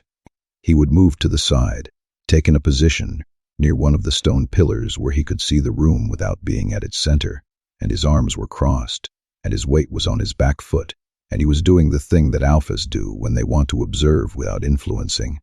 His eyes tracked Sienna as she moved through the introductions that followed. The low, steady thump of his heartbeat was audible only to him, metronome marking the passage of each interaction. She was good at this. Not charming. Charm was a performance, and she was not performing. She was present. She met each wolf with eye contact that was steady without being challenging, and asked questions that were specific enough to show genuine interest without being invasive. She remembered every name. She matched faces to the rosters she would apparently memorize, and when she encountered wolves who were not on the public record, lower-ranked members, kitchen staff, young mother with a toddler on her hip, who had wandered in from the residential wing, she gave them the same attention she would given. Declan, more, actually. Sienna's focus sharpened when she spoke with the lower-ranked wolves, and there was something in the quality of her attention that made them stand a little straighter, speak a little more freely. The young mother, Ensa, she learned, bonded to a patrol wolf named Griggs, told her about the nursery shortage in the residential wing, and Sienna listened with her whole body, the muscles in her shoulders relaxing, her breath slowing, the faint scent of baby powder and wool from the child's blanket mingling with the cabin air musk. She asked a follow-up question that made Nessa's eyebrows rise. Nobody's asked about that before, Nessa said. The nursery thing. It has been a problem for 2 years. Words hung in the warm, scented air, a small ripple in a sea of dominance, and for a moment the hall seemed to exhale, the collective tension loosening just enough for the scent of hope, faint as fresh pine after rain, to drift up through the rafters. Then it has been a problem too long, Sienna said it simply, not a promise. An observation that carried the weight of intent, Roman's arms uncrossed. He did not realize he had done it until his hands were at his sides. That was when Jace arrived. He came through the side entrance, the one that connected the great hall to the training yard, and he brought the outside with him. Cold air, the smell of sweat and exertion, the particular energy of a dominant wolf who had been working his body hard and had not fully come down from it. He was tall, not as tall as Roman, but built with a density that made his presence heavier than his height suggested. Dark hair, cropped close. A jaw that looked like it had been designed specifically for clenching. The third ranked in the Blackwood hierarchy, Roman's enforcer, the wolf whose job it was to test anything new that entered the pack's territory. He walked towards Sienna with the unhurried confidence of a man who had never once questioned his right to take up space, and the wolves in his path parted to let him through without being asked. Sienna felt him before she saw him. The dominance pressure arrived first, not visible, not audible, but as real as weather, a barometric shift. The air in her immediate vicinity grew heavier, denser, pressing against her skin and her chest, and the space behind her eyes with a steady, mounting force that had nothing to do with physical proximity and everything to do with what he was. Beta-dominant, high-ranked, the kind of wolf whose very presence was a question. Do you submit? Every omega she would ever known would have answered. Head lowering, shoulders curving inward, eyes dropping to the floor. The response was neurological, hardwired into the hierarchy, a circuit that completed itself automatically when the pressure exceeded the threshold of the wolf receiving it. You did not choose to submit any more than you chose to flinch when something flew at your face. Your body did it for you. Sienna's body did not do it. Jace stopped 4 feet from her. Close enough that the pressure was a tangible thing now. She could feel it against her collarbone, could feel her wolf responding to it deep in her chest, not with submission, not with a challenge either, with something that had no name in the hierarchy's vocabulary, stillness, absolute, centered, immovable stillness, the kind she would spent 12 years forging in frozen woods, under wings she never let anyone see. Chase Renner, she said. Her voice was level, unaffected, not defiant. Defiance would have been a response to the pressure, an acknowledgement of its power. This was simply a woman saying a name. Third ranked, enforcement lead. Chase's eyes narrowed. Not in hostility, in confusion. His dominance pressure was still broadcasting. Sienna could feel it, and so could every wolf in the hall. And it was meeting. Nothing, not resistance, not weakness. An absence of the expected response, like throwing a stone into water and watching the surface refuse to ripple. You are the Ashford girl, he said. His voice was low, rough, the voice of a man who used it primarily to give orders. I am Roman's mate. She said it without possessiveness, without deference. A correction that was also a positioning statement, delivered with the precision of someone who understood exactly where she stood and had decided to stand there on purpose. Jace held her gaze for 3 seconds. 5, 7. The hall had gone quiet, not silent, but still in the way that rooms go still when something is being measured. Wolves who had been mid-conversation had turned to watch. The barometric pressure of Jace's dominance was a physical presence in the room, and every ranked wolf could feel it, and every one of them was waiting for the omega to fold. She did not fold. Jace's head tilted. A fraction of an inch. Not submission. Wolves like Jace did not submit to anything short of their alpha. Acknowledgement. The tilt of a predator encountering something outside its experience and deciding, for the moment, to observe rather than engage. Roman's mate, he repeated. And then he walked past her, and the pressure receded like a tide pulling back, and the hall resumed breathing. Sienna's heart was hammering. No one in the room could tell. 12 years of practice had made sure of that. the ability to hold absolute external stillness while her body roared beneath the surface. She turned back to Nessa, who was staring at her with an expression that was equal parts shock and something that looked like the earliest, most tentative form of hope, and continued the conversation about the nursery, as if nothing had happened. Across the room, Declan appeared at Roman's shoulder. The beta had watched the entire exchange with the particular attention of a man whose job was to read threat levels, and what he would just witness had recalibrated something behind his careful, patient eyes. "That is not an Omega," he said quietly. Roman was watching Sienna. Her back was to him, and she was listening to Nessa describe the layout of the residential wing, and her posture was relaxed, and her voice was warm, and there was nothing in her bearing that suggested she would just done something that half the ranked wolves in this hall could not have done. He did not answer. Declan. He did not have to. The silence said it clearly enough. He would married something he did not have a name for yet. And the pack, his pack, 300 wolves who trusted his judgment and followed his lead and believed he knew what he was doing, was about to find out that the runt was a word that had never, not once, been accurate. His jaw worked. That familiar flex and lock, but for the first time, the tension behind it was not anger. It was something closer to anticipation. The knock came at 7 in the morning, a muted thud that resonated through the thin plaster of the door and lingered in the still air of the hallway.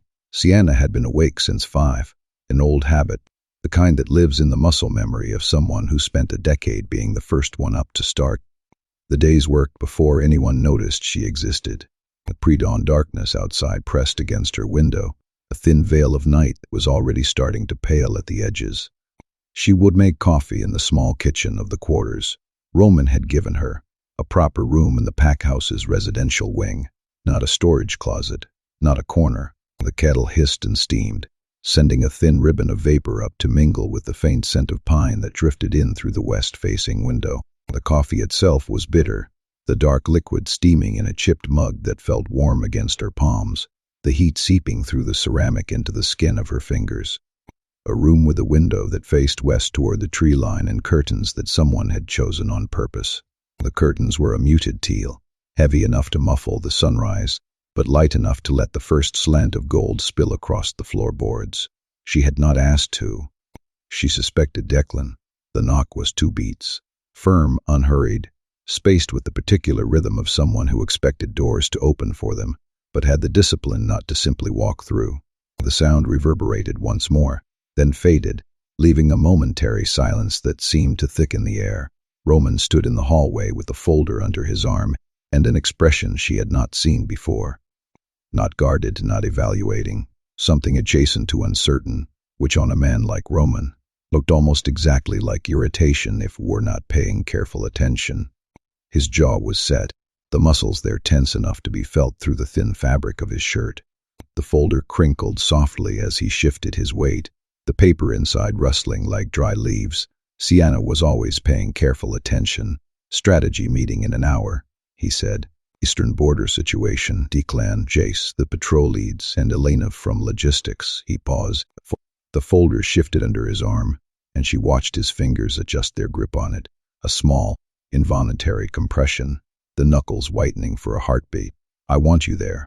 Words landed in the space between them, and for a moment the only sound was the distant noise of the packhouse waking up around them, the soft, rhythmic thump of footsteps on the floor above, a door clicking shut somewhere in the east wing, the low, muffled clatter of a kitchen already producing breakfast for 300. A faint hiss of steam and the occasional clink of metal as someone else set a pot on a burner drifted in, mixing with the faint, earthy aroma of wet soil, hurried in on the morning breeze. Sienna's breath caught, not dramatically, not visibly, not to anyone who was not standing 3 feet from her with wolf senses and an attention to detail that had been sharpening itself on her presence for the better part of a week. But Roman was standing 3 feet from her, and he heard it, the slight hitch, the half-second where her lungs forgot their rhythm. Her composure did not break. It trembled, the way a perfectly still water surface trembles when a single drop falls into it from a height. "As what?" she asked. Her voice was steady, cadence even, though the question itself quivered like a taut string. The words left her mouth with the soft, dry sound of a calm lake. Roman's brow creased. As someone whose input I want, not as Luna, not as a title or a role or a political positioning, as someone whose input he wanted. The sentence was so simple and so foreign to her experience that it took her a full 2 seconds to process it, and in those 2 seconds her face did something she could not control.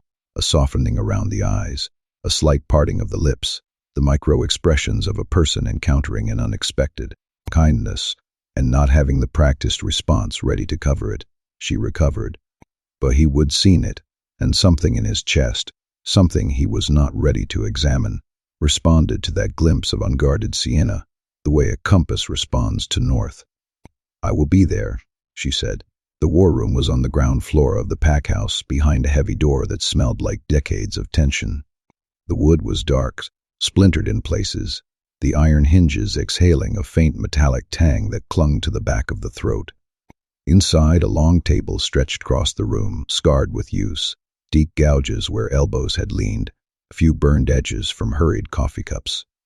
Maps were pinned to every wall, layered over older maps, the territory's history visible in strata like a geological record.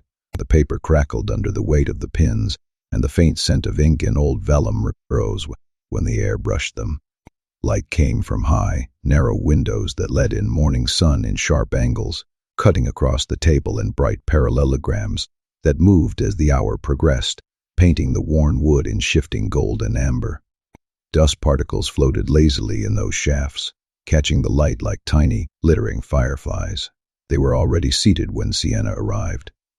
Declan sat at Roman's right, solid and watchful, his shoulders squared, hands clasped on the table in a way that suggested he was ready to spring into action.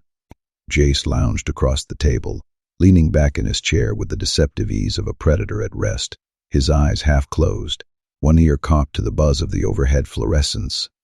2 patrol leads, she would met during introductions.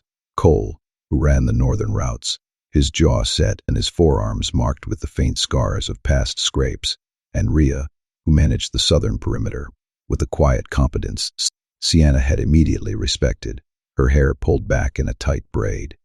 That swayed as she shifted. And Elena, logistics coordinator, woman in her 50s with reading glasses pushed up into silver hair, and a clipboard that seemed to be a permanent extension of her left hand. The clipboard's metal clips clicked softly as she turned pages. 6 wolves. 7, with Roman. The room smelled like coffee and leather, that particular metallic undertone of wolves, who were worried about something, and trying not to show it. A mixture of freshly brewed beans, the dry scent of oiled boots, and a faint, almost imperceptible coppery edge that hinted at tension. Roman nodded at a chair. Not the one at the far end of the table, not the one nearest the door, the one beside Elena, midway down the left side, central enough to participate, close enough to hear. Sienna sat. Elena glanced at her sideways, quick assessment that ended with a small nod. Professional courtesy is the acknowledgement of one competent woman recognizing another. It was the warmest reception Sienna had received from a ranked wolf, and she filed it carefully in the part of her mind that tracked allies.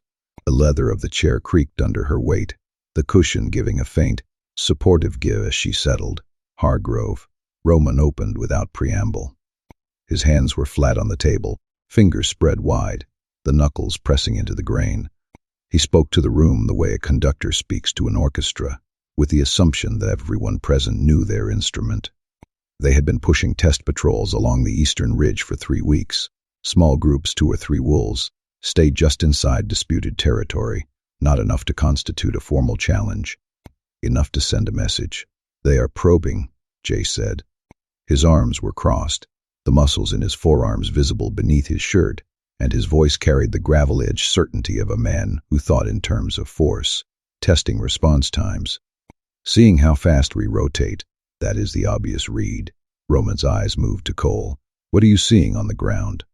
Cole was lean, weathered, the kind of wolf who would spend more time in the woods than in rooms like this, and was uncomfortable with the ratio. His fingers twitched as if he could already feel the brush of pine needles under his boots. "They are not just probing the ridge, they are mapping. Every patrol leaves markers, scent posts that are too deliberate to be territorial. They are building a picture of our coverage pattern. For what purpose? Declan asked, his brow furrowing, the lines around his eyes deepening. For the purpose of finding the gap they can push through when they are ready to stop testing, Rhea said. She had a voice like gravel under silk, quiet, textured, authoritative. The ridge is the theater. Whatever they are actually planning, it is not happening where they want us to look. Room processed this. Roman's fingers pressed into the table surface, and Sienna could see the wood grain whitening under the pressure. He was carrying this, all of it, the threat, strategy, the 300 lives that depended on every decision he made. She could see the weight of it in the line of his shoulders, in the way his breathing had deepened, in the particular tension behind his eyes. She was beginning to understand was not anger, but the loneliness of being the one person in the room who could not afford to be wrong. We reinforce the ridge, Jay said, double patrols, show strength, and stretch our coverage thin everywhere else. Declan's counter was immediate. We do not have the numbers to double the eastern rotation without pulling from the northern or southern routes. Then we pull from the south. Hargrove is not going to. They might. Sienna's voice entered the conversation the way water enters a crack in stone, quietly, precisely, with an effect disproportionate to its volume. Every head turned. Jace's jaw tightened, the muscles in his neck bobbing with the effort of holding his thoughts. Declan's expression shifted to careful interest, his eyes narrowing just a fraction. Roman's hands went still on the table, the pressure easing as he listened. Rhea's right that the ridge is theater, Sienna continued. She did not raise her voice, did not lean forward, did not show confidence. She simply spoke with the specificity of someone who had been thinking about this since Roman first showed her the maps in the cabin. But the question is not where they are going to push. It is why they are willing to show you where they are testing. Silence fell. Morning light had moved across the table, and it caught the edge of Sienna's hand where it rested near her coffee cup, the porcelain cool against her skin despite the heat that had lingered minutes before. She kept her eyes on the maps pinned to the wall behind Roman, the layers of paper rustling slightly as the breeze from the narrow windows brushed them, the faint scent of ozone from the outdoor air mixing with the indoor aromas, grounding her in the moment as their packhouse hummed softly with the low, steady thrum of activity beyond the war room's walls. Hargrove's pack is larger than Blackwood's, but not by enough to guarantee a territorial win. They know that, so they are not planning to take ground. They are planning to force a concession. The ridge probes are not mapping your coverage. They are mapping your response. They want to see how you allocate under pressure, because the moment you shift resources east, you reveal what you are willing to leave unprotected. She paused, not for drama, for the thought to settle. They do not want the eastern ridge. They want to know what you will sacrifice to keep it. And once they know that, they will make you an offer. Some version of shared access or a boundary concession that costs you something you did not realize you had already given up by showing them your priorities. The silence that followed was a different species from the one that had preceded it. This one had weight. This one was the silence of 6 experienced wolves realizing that the frame they had been looking through had just been rotated 90 degrees. Elena lowered her clipboard. Her reading glasses slicked down her nose, and she did not push them back up. She is describing a negotiation strategy, not a military one, because that is what it is. Sienna's gaze moved to Roman. Hargrove does not want a war. Wars are expensive and unpredictable. They want leverage. Every patrol they send along that ridge is a conversation opener disguised as a threat. Roman looked at her. The room was watching him look at her, and they could see something happening behind his expression, a recalculation, the kind that changes not just the answer, but the equation itself. His fingers lifted from the table. The white marks where they had been pressing faded slowly, blood returning to the surface. If it is a negotiation, he said, then responding with force tells them we did not understand the language, and reinforcing the ridge tells them exactly which words will make you flinch. Something crossed Roman's face, not a smile. Roman Blackwood did not smile in strategy meetings, but a shift in the architecture of his expression, an opening, the faintest relaxation of something that had been locked for a very long time. Elena, he said, still looking at Sienna, I want a full resource audit, everything, Not what we would protect in a military scenario, what we would protect in a trade scenario, what is valuable enough that giving it up changes our position. That will take 2 days, Lena said, scribbling.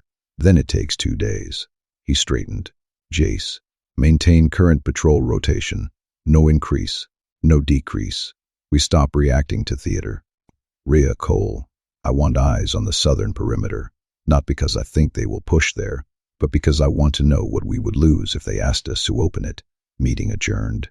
Chairs scraped. Wolves rose. The room emptied with the efficiency of people who had tasks, and a restless energy of those whose understanding of their situation had just fundamentally shifted. Elena paused at the door, looked at Sienna over the rim of her glasses, and the look she gave her was neither warm nor cold.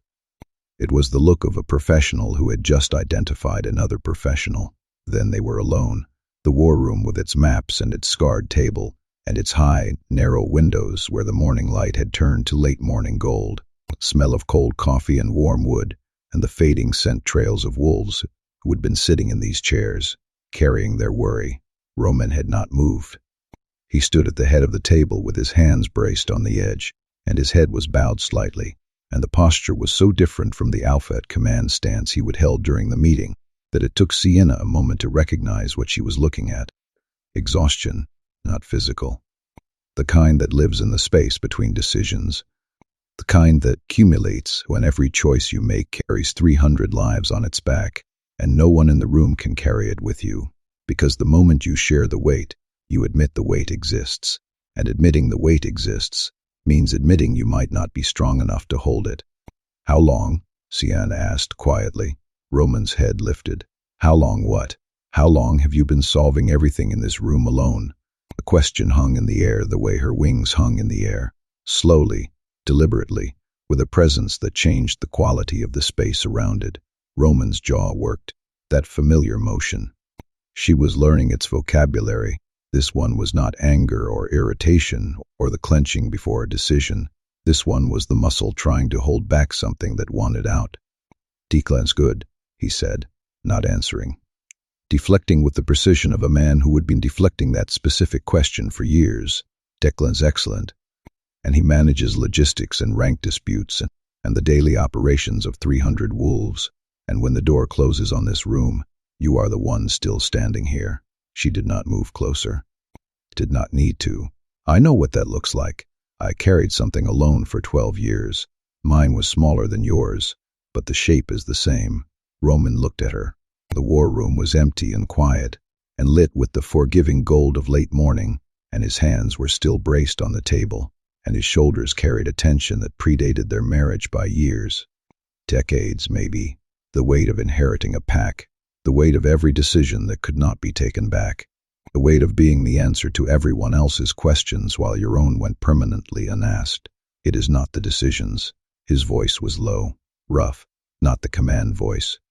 Something underneath it, the voice that existed before alpha, before rank, before the performance of strength, that had become so complete, he sometimes forgot it was a performance. The decisions I can make.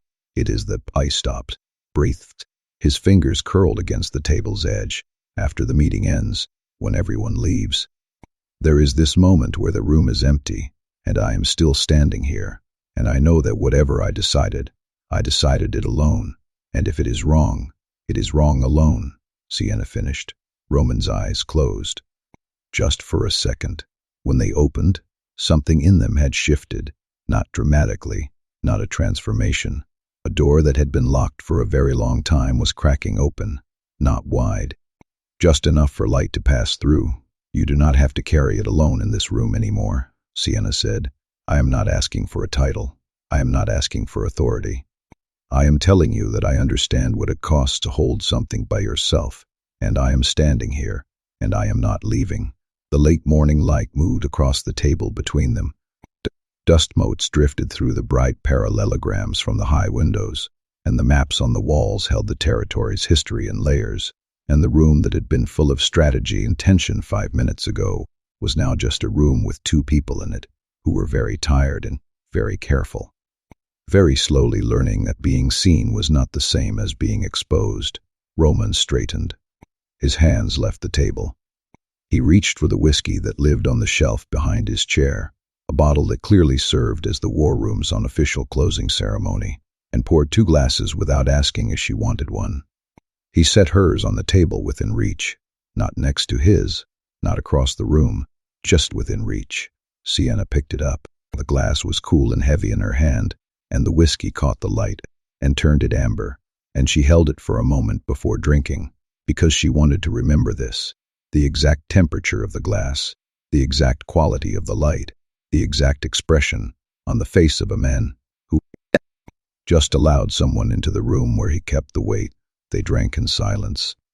But it was not the silence of the truck or the silence of the ceremony.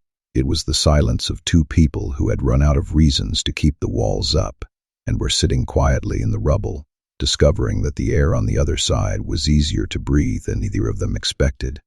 The great hall was hushed, the high vaulted ceiling swallowing the low murmur of distant wolves as they shuffled through the stone corridors.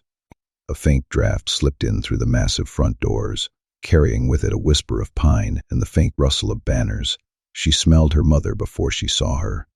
The fragrance curled around Sienna's nostrils like a warm, invisible hand, tightening her throat before her eyes could locate the source.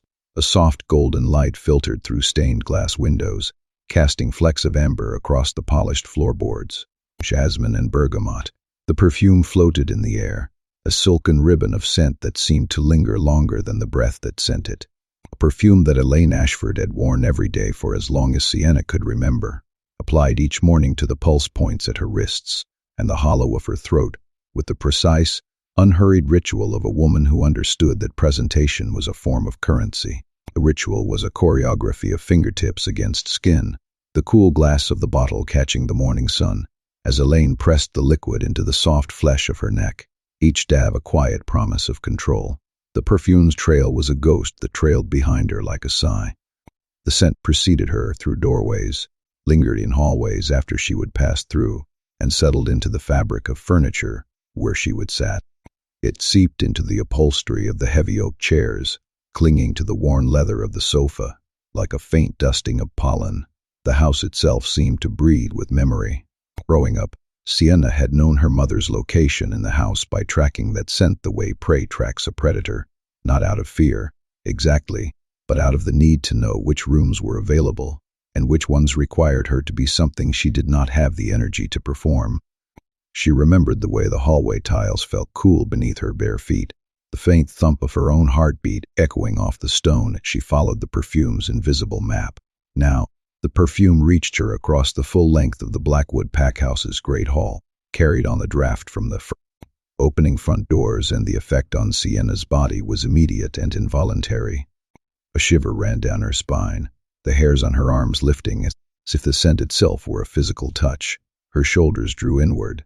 The movement was so slight that only a trained eye could detect the fraction of an inch, but the tension it released was palpable in her ribs, a soft sigh escaping her chest, not dramatically.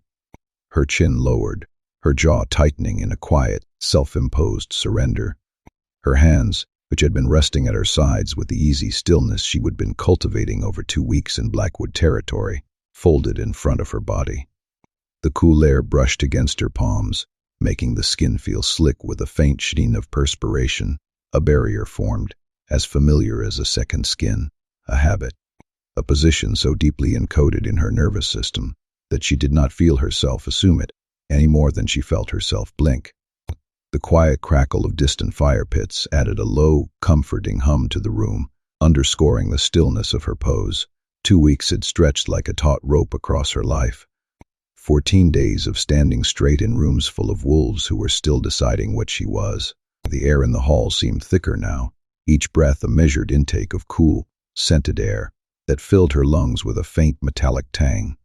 14 days of holding Jace's dominance pressure without flinching, of answering Elena's logistical questions with the competence of someone who had been waiting her entire life to be asked, of sitting in that war room and feeling, for the first time, that the space she occupied was earned rather than tolerated. The flicker of candlelight on the polished table created dancing shadows that played across her forearms, the soft glow warming the skin of her elbows. 14 days undone by bergamot and jasmine in the time it took to draw a breath. She inhaled deeply, feeling the perfume coil around her throat like a silk scarf, then exhaled, tasting a faint citrus on the back of her tongue. The great hall's doors swung open with a resonant thud as Victor Ashford entered the great hall, the way he entered every room, with the settled authority of a man who believed the architecture should accommodate him rather than the reverse. His silver-threaded hair caught the light, each strand glinting like woven metal. That hard face with its sharp planes and its mouth that defaulted to a line, neither warm nor cold, simply closed. He wore his traveling coat open, the heavy fabric rustling softly as he moved, and his eyes swept the hall with the efficient inventory of a wolf assessing territory that was not his, and calculating, always calculating, what it would cost to make it so. The faint scent of pine sap clung to his coat, a faint, earthy counterpoint to the jasmine that lingered in the room. Half a step behind and to the right, Katerina moved with a practiced grace, the faint swish of her dress a silk whisper against the stone floor, the position of a daughter who had been trained to complement her father's presence without competing with it. She was beautiful the way a room that has been professionally staged is beautiful, everything in its place, every angle considered, every detail serving a deliberate impression. Auburn hair, falling in waves that looked effortless and were not, a dress that fit perfectly, because it had been chosen for her, not inherited, and pinned.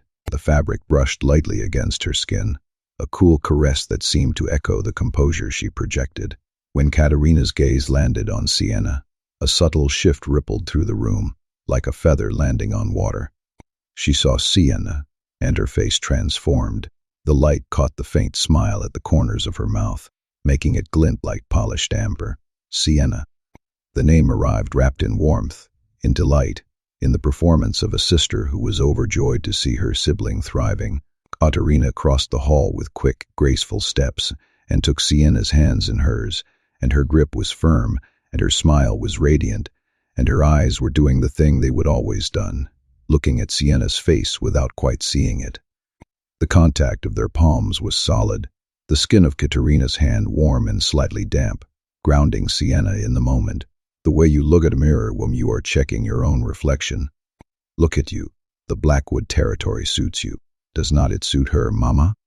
Behind Victor, Elaine had entered with the quiet precision of a woman who had long ago perfected the art of being present without being responsible.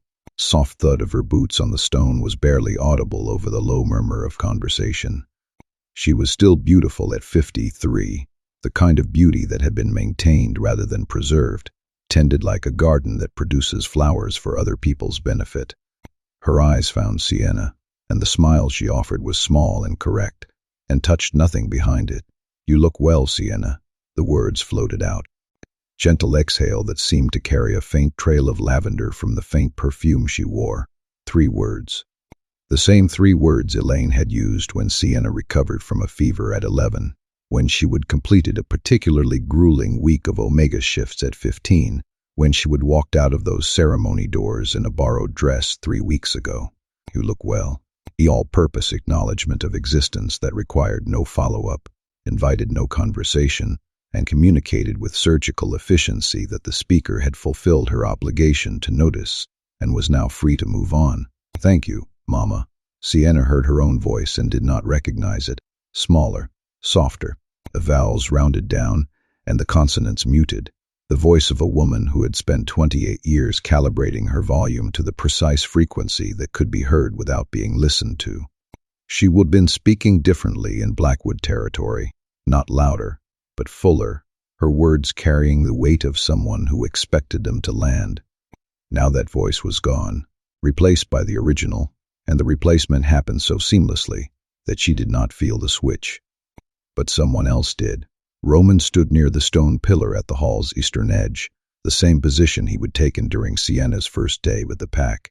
A flickering light from a nearby torch cast deep shadows across his angular jaw, and the chill of the stone seeped through the thin fabric of his coat, arms crossed, weight on his back foot, the posture of observation without interference. He would greeted Victor with the minimum diplomatic courtesy, a handshake that lasted exactly as long as protocol required, and not a fraction of a second longer, his jaw set in the particular way that Sienna now understood, meant he was containing something large behind something small. The grip was firm, the skin of Victor's palm warm despite the cool hall, the brief contact a silent agreement of mutual respect. He was watching her, not the Ashfords. Not the diplomatic theater playing out in the center of his hall. Her, the way her shoulders had drawn in, the way her hands had folded, the way the entire body had reorganized itself around a center of gravity that was not hers, one that had been imposed so long ago it felt indistinguishable from choice. A faint echo of distant wolves howling drifted through the ceiling, a reminder of the pack's ever-present vigilance.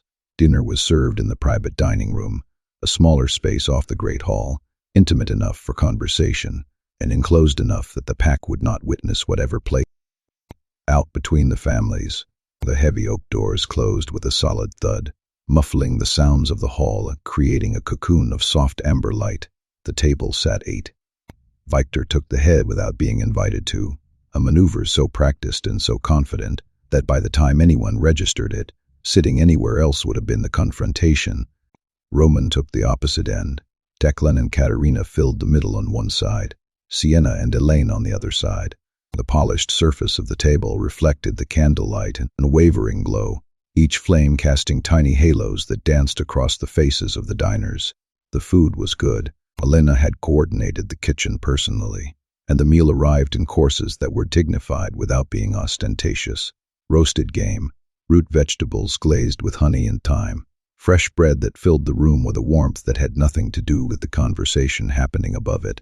The sizzle of meat being cut echoed faintly, a savory aroma of rosemary and smoked wood mingling with the lingering perfume, while the crusty bread released a yeasty, warm scent that made the air feel richer. Warmth radiated from the plates, sending a gentle heat up the arms of those who touched them. Victor ate with the deliberate pace of a man who viewed meals as meetings that happened to involve food. Between bites, he spoke to Roman about border security, trade routes, and the Hargrove situation, speaking around Sienna as naturally as air moves around furniture. His fork clinked against the porcelain, a crisp, metallic note that punctuated each sentence. The alliance benefits are already measurable, Victor said, cutting his meat with precise, economical strokes. My southern patrols report Hargrove activity has decreased since word of the bonding spread. Your reputation precedes you, Alpha Blackwood. The words rolled out smooth and measured, the cadence of a commander accustomed to command. As does yours, Roman said. His voice was neutral. His fork had not moved in 30 seconds. The stillness of his posture seemed to draw a thin line of tension through the space between them, a silent challenge hidden beneath politeness. Katerina's absence from the arrangement was regrettable, of course. Victor's eyes did not flick to his eldest daughter. The sentence was delivered to the air above the table's center, belonging to no one, requiring no response. But the outcome has served its purpose. The Ashford-Blackwood bond is secured. The specifics of how it was secured are details. Sienna's hands were in her lap. She was holding her napkin, cloth, not paper, though the distinction that had once meant everything to her now meant something different and worse. She was holding it the way she used to hold the mop handle when her father spoke about her through the walls, gripping as so the shaking in her fingers had somewhere to go that was not her face. Sienna's been an asset to the pack, Declan offered. Steady, diplomatic, the words of a beta who understood that someone at this table needed an ally and had decided to be one. Her strategic input during our eastern border review was, Sienna's always been resourceful. Katerina's interruption was seamless, bright, and delivered with a smile that included everyone at the table in its warmth. She ran the Ashford household for years. Did not you, Si? She was our backbone. We used to say we would fall apart without her. She reached across the table and squeezed Sienna's hand, and the gesture was warm and sisterly and completely, meticulously hollow. She ran the Ashford household, not that she managed strategy, not that she understood pack dynamics better than anyone we trained. She ran the household, the cleaning, the inventory, the labor, repackaged as backbone, as resourcefulness, as the valuable contribution of a woman who was always most valued for the work no one else wanted to do. Sienna's hand lay still under Katerina's squeeze. She did not pull away. Pulling away would be a scene, and scenes were not something Ashford women created. She also did not squeeze back, and the absence of reciprocity went unnoticed by everyone except Roman, who had not stopped watching, and whose fork was now resting on his plate, with the careful placement of a man who was using the act of setting down silverware to keep his hands occupied. "She has a gift for making herself useful wherever she is placed," Lane said. The words were kind. The construction was not. "Wherever she is placed. Like a piece of furniture. Like an object whose value was determined by the room it was put in rather than anything inherent to itself." "More wine?" Victor asked, reaching for the bottle without waiting for an answer. The conversation moved on. Sienna's contribution to it, her strategic mind, her steady presence, the 2 weeks of competence and quiet courage that had begun to reshape an entire pack's understanding of what they would been given, was summarized, filed, and dismissed in under 90 seconds, efficiently, without malice, without even the awareness that anything had been lost in the translation. Dinner ended. Pleasantries were exchanged. Victor shook Roman's hand again at the front entrance, and Katerina embraced Sienna with the theatrical warmth of a woman who was performing for an audience she assumed was watching, and Elaine touched her daughter's cheek with fingertips that were cool and light and gone before the contact could mean anything. Then they left. The sound of their vehicles receding down the gravel drive was swallowed by the trees, and the compound settled back into its own silence, and the bergamot and jasmine faded from the great hall, the way a bruise fades, slowly, and not before it changes color. Sienna made it to the back porch before she stopped moving. The porch faced north, away from the compound's main activity, overlooking a stretch of dark pines that climbed the mountain's lower slope. No lights out here, no wolves, just the wooden railing, and the cold October air, and the sky above the trees, clear and sharp, and salted with stars that did not care who was looking at them. The cold hit her face and her forearms, and she let it because it was honest. Cold did not pretend. Cold did not touch your cheek and call you well and leave before the word finished, meaning anything. She put her hands on the railing. The wood was rough beneath her palms, and cold, and real, and she gripped it because her hands had been gripping something under that table for 2 hours, and they needed a surface that would hold still. She did not cry. She had not cried the night she shifted alone in frozen woods, and she had not cried in 12 years of silence, and she was not going to cry now. But the thing inside her chest, the thing that had been compressed and folded and made small for so long, it had forgotten its actual shape, was pressing outward with a force that made her ribs ache. The porch door opened behind her. She did not turn. She knew his footsteps. 2 weeks of sharing a pack house, of walking the same corridors, of listening to him move through rooms with that particular weight, heavy but controlled, the gait of a man who knew exactly how much space he displaced and never took more than he intended. She knew the sound of him, the way she knew the sound of her own heartbeat, present, constant, noticed only when something changed. Roman came to stand beside her at the railing, not close, not far, the exact distance that said, "I am here on purpose," without saying, "I am here because you need me." He put his hands on the railing, and they rested there, the way hers did, gripping, holding, using the wood, the way you use an anchor. The silence between them lasted long enough for the cold to settle. "Your mother touched your cheek when she left," he said. Sienna's grip tightened on the railing. She stared at the tree line, same hand she used to touch Katerina's shoulder during dinner. She held Katerina's shoulder for 4 seconds. I counted. His voice was low, not soft. Roman did not do soft, but low and steady, and delivered to the dark pines ahead of them, rather than to her face, giving her the privacy of not being looked at while she was being seen. "She touched your cheek for less than 1, and she was already turning away before her fingers left your skin. The air was very cold. The stars were very bright. Somewhere in the woods an owl called, a single note, held and released, lonely in the way that only sounds in open darkness can be lonely. I know what they did to you." Roman's hands shifted on the railing. His knuckles were pale in the starlight. Not the details, not the years of it, but the shape. "I saw it tonight. The way you got smaller the moment they walked in, the way your voice changed. You have been standing straight in my pack for 2 weeks, and it took your father 10 minutes to put you back in a room you had already left." Sienna's breath left her in a thin, visible stream. The cold turned it white, and it drifted upward and dissolved into the dark. "I do not know what to do with that yet," Roman said. The words came rough, honest in their incompleteness, in their admission of not knowing, which was the most un-alpha thing he could have said, and therefore the most human. "I do not have a strategy for it. I cannot negotiate it away or patrol it or put Jace in front of it, but I saw it. I need you to know that." He did not look at her. He did not touch her. He stood beside her in the cold with his hands on the railing and gave her the only thing he had that was not rank or authority or the ability to make 300 wolves fall in line.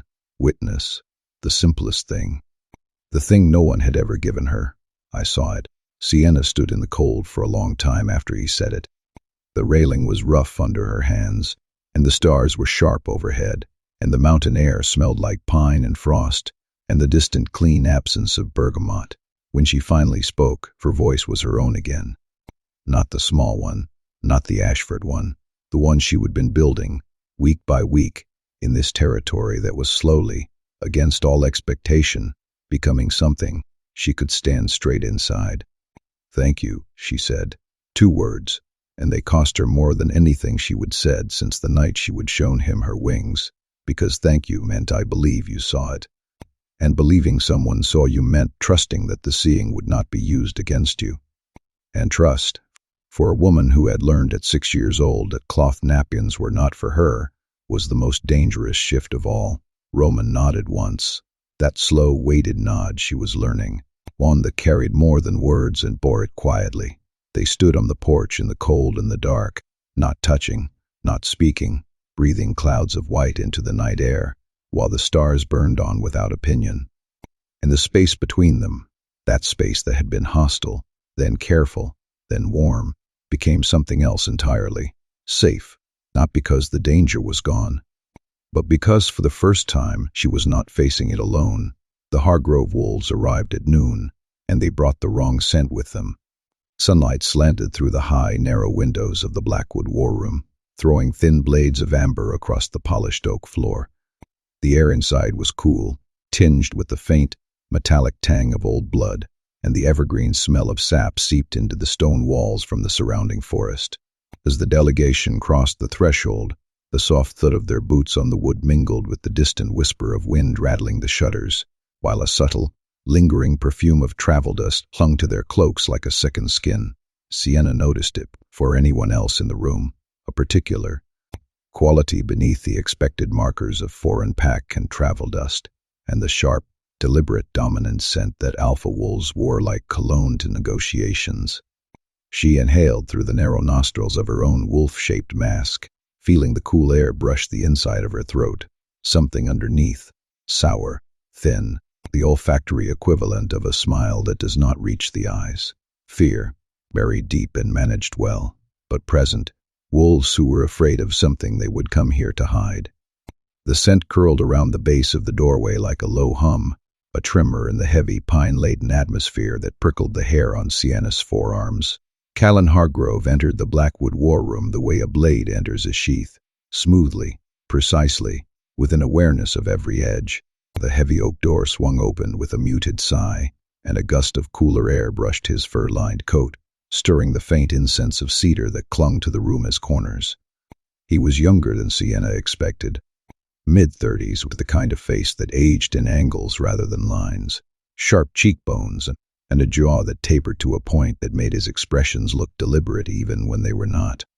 His hair was dark, swept back from a high forehead, and his eyes were the pale gray of a winter morning, the color that looks like clarity until you realize it is actually opacity. You could not see past them. That was the point. His beta entered behind him, Tomas. Broader than Callan, built for enforcement rather than politics, with hands that hung at his sides like weapons that had not decided whether they were needed yet.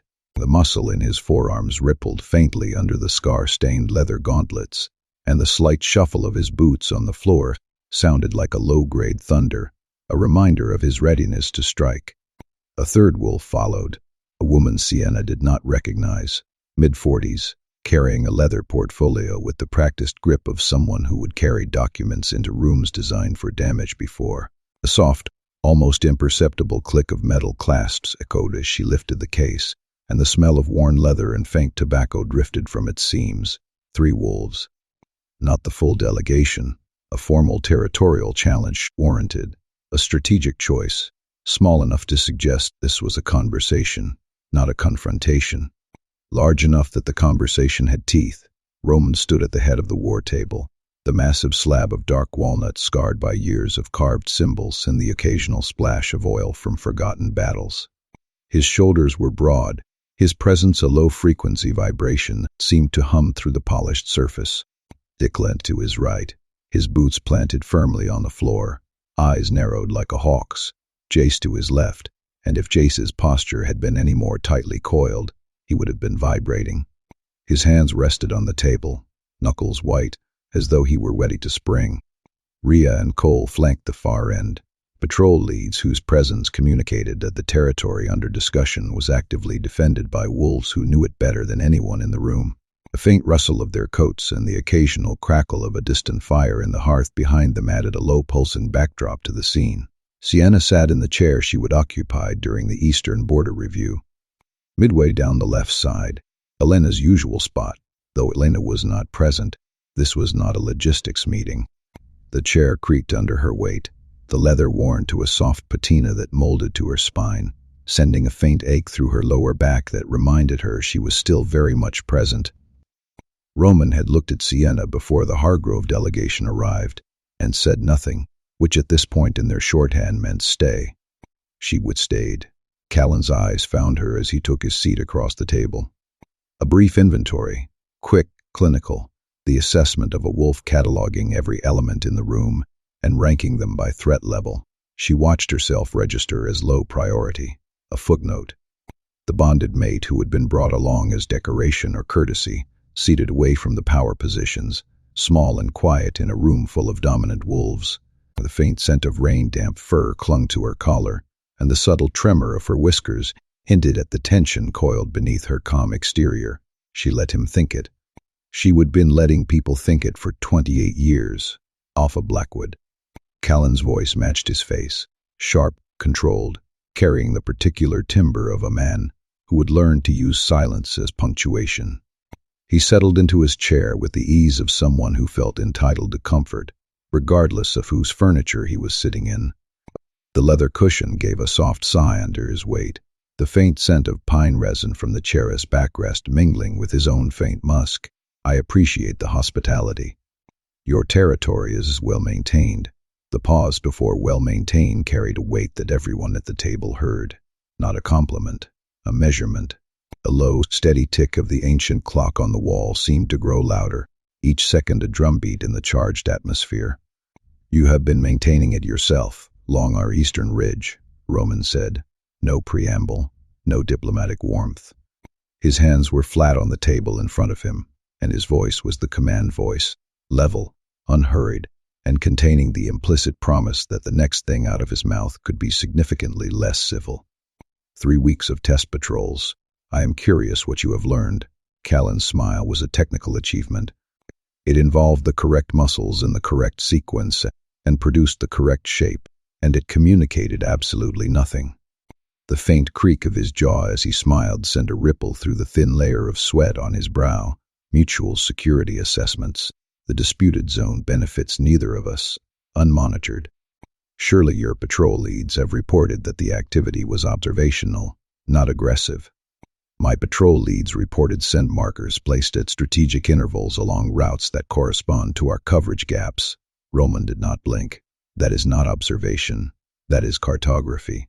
The first crack in Callan's composure was invisible to anyone who was not looking for it.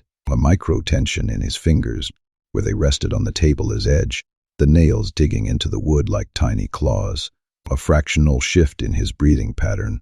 A barely audible gasp that caught the faint scent of his own fear. The beta, Tomas, was harder to read.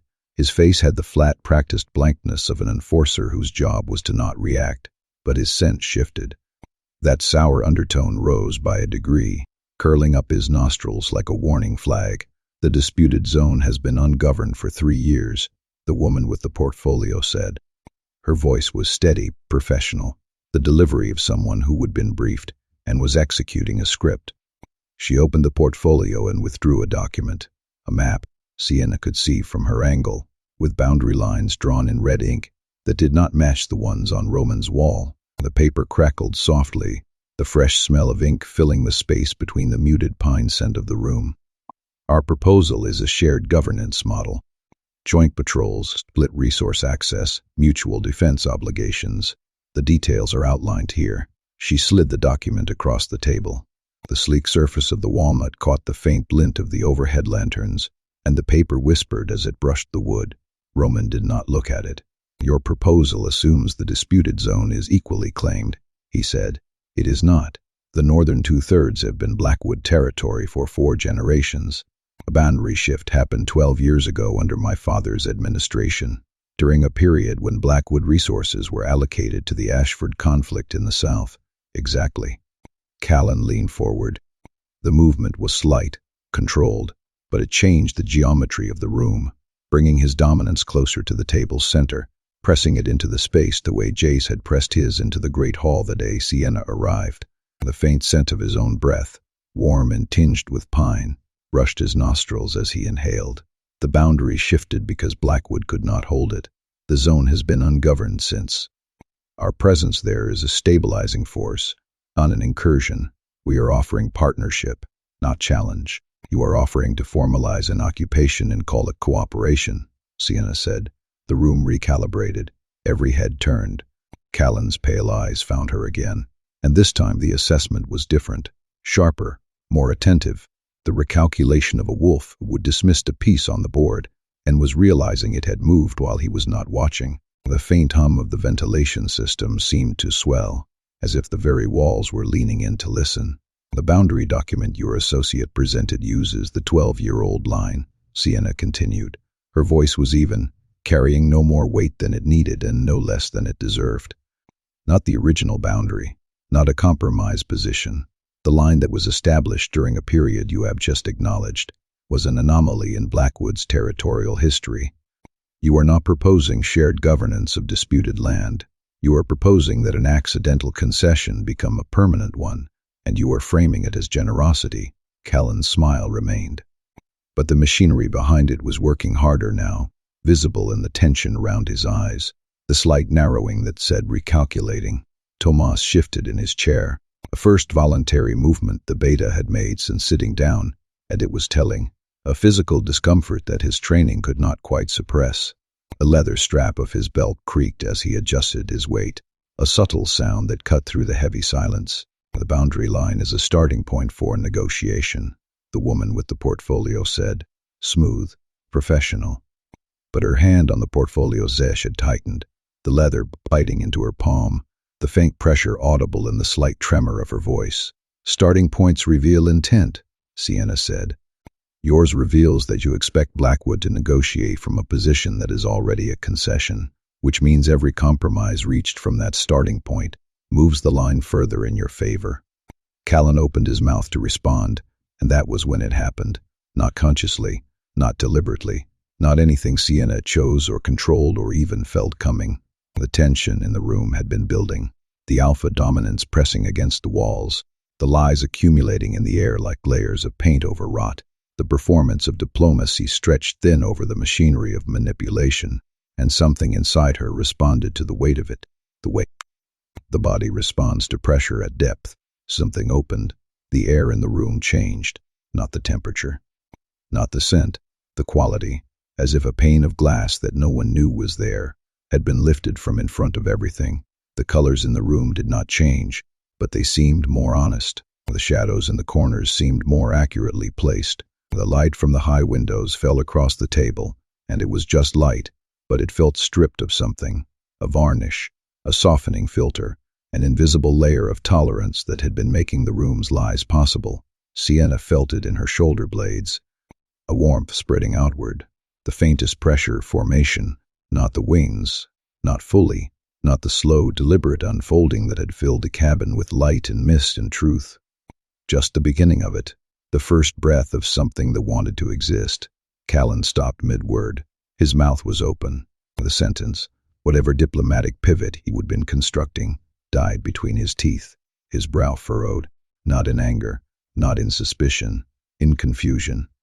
The particular confusion of a man who has been standing on a platform and feels it shift beneath him without understanding why. His hands moved on the table, a restless adjustment, fingers spreading and contracting, seeking purchase on a surface that suddenly felt less reliable. Tomas made a sound, low, involuntary, barely audible, a sound from the throat, not the chest. Discomfort, the kind that does not have a location because it is not physical. He looked at his alpha, and for a fraction of a second, his enforcer's mask slipped, and what was underneath was naked, and raw and afraid, not of Roman, not of Jace. Of something in the room that he could not see, could not name, and could not fight. The woman with the portfolio closed it.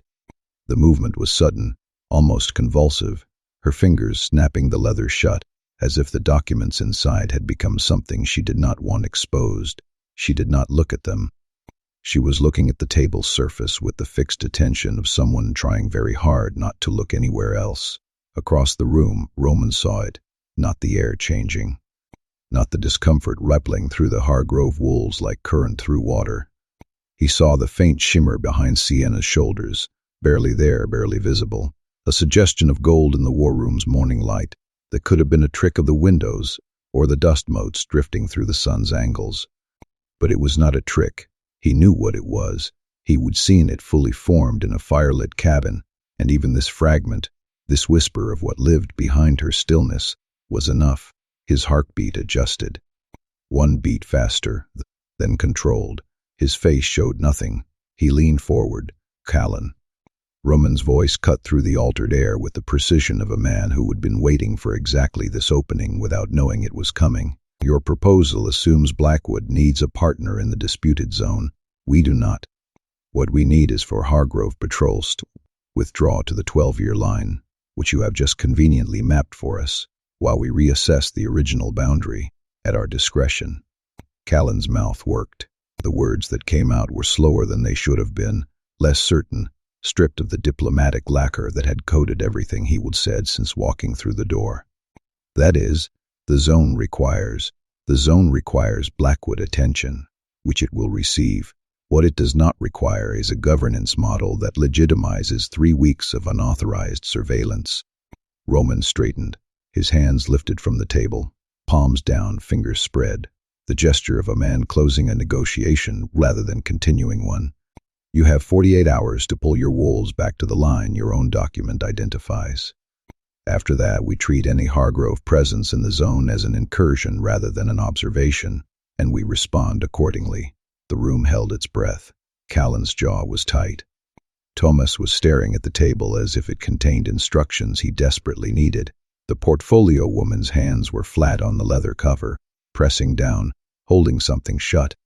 "You're making a mistake," Callan said, but the words were thin, stripped. They came out of his mouth missing something they would have when he walked in, and everyone in the room could hear the absence even if they could not name it. "I'm making a decision." Roman's voice was final, not raised, not hardened, simply complete, the way a door closing is complete. "Declan will show you out." Declan rose. The Hargrove wolves rose with him, stiffly, uncertainly, moving with the disoriented energy of people leaving a building after an earthquake, not sure whether the ground had finished shifting. Callan's pale eyes swept the room one last time, searching for the thing that had knocked him sideways, and they passed over Sienna without stopping, still invisible, even now. Even after reshaping the room's reality, she registered as the quiet one at the side of the table, the bonded mate, who had made one sharp observation and then faded into the background. The warmth in Sienna's shoulder blades receded. Slowly, a tide pulling back. The air in the room softened, not returning to what it had been, but easing, the intensity of the clarity diminishing to something that could be mistaken for normal. Her hands were shaking under the table. Fine tremors, invisible from the surface, the aftershock of a power she had not called and had not controlled. and had not even fully understood, was surfacing until it was already changing the room. The door closed behind the Hargrove delegation. Footsteps receded down the corridor. Jace sailed for what seemed like the first time in 10 minutes, and Rhea and Cole exchanged a glance that carried the particular weight of two wolves who had felt something they were not equipped to discuss. Roman did not move. He waited. He waited until Jace and Rhea and Cole had filed out, muttering about patrol adjustments and the 48-hour timeline, and a look on Callan's face when the ground shifted under him. He waited until the war room was empty except for the two of them, and the maps on the walls, and the lingering complicated scent of foreign wolves and altered air. Then he moved, not toward the door, not toward his chair, toward the window. He crossed the room and positioned himself at the narrow glass pane that overlooked the corridor. The Hargrove delegation was being led down, and he stood there with his shoulder against the frame, blocking the line of sight between the hallway and the table where Sienna still sat. Blocking it. His body was between her and anyone who might turn back and look. His broad shoulders filled the window's width. His back to her, facing outward, watching the corridor with the focused attention of a man standing guard over something he had not been asked to protect. He had not decided to do it. She could see that in the way he would moved. No hesitation, no calculation. The pure, unmediated response of an instinct that had bypassed every strategic circuit in his brain and gone straight to the part of him that was wolf and alpha, and something else, something that did not have a rank or a name, but knew with absolute certainty where it needed to be standing and why, between her and the world. He stayed at that window until the Hargrove vehicles started their engines, and the gravel crunched under their tires, and the sound of them faded down the mountain road into silence. Then his hand came up and pressed flat against the window frame, and his head dropped forward an inch, and he breathed, just breathed, the exhale of a man who had been holding more than air. "Roman," she said quietly. "I know." He did not turn. His hand stayed on the frame. "I do not know what I know, but I know." The war room settled around them.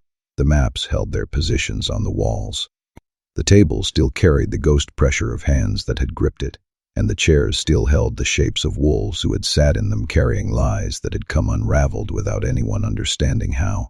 Sienna looked at his back, at the width of his shoulders in the window's frame, at the deliberate, instinctive placement of his body between her and every possible line of sight, and something in her chest, something that had been armored for 12 years, locked behind discipline, silence, and the constant, exhausting work of holding the veil in place, cracked along a fault line she had not known existed, not because he would protected her, because he would done it without thinking, without a strategy, without the calculation that governed everything else he did in rooms like this.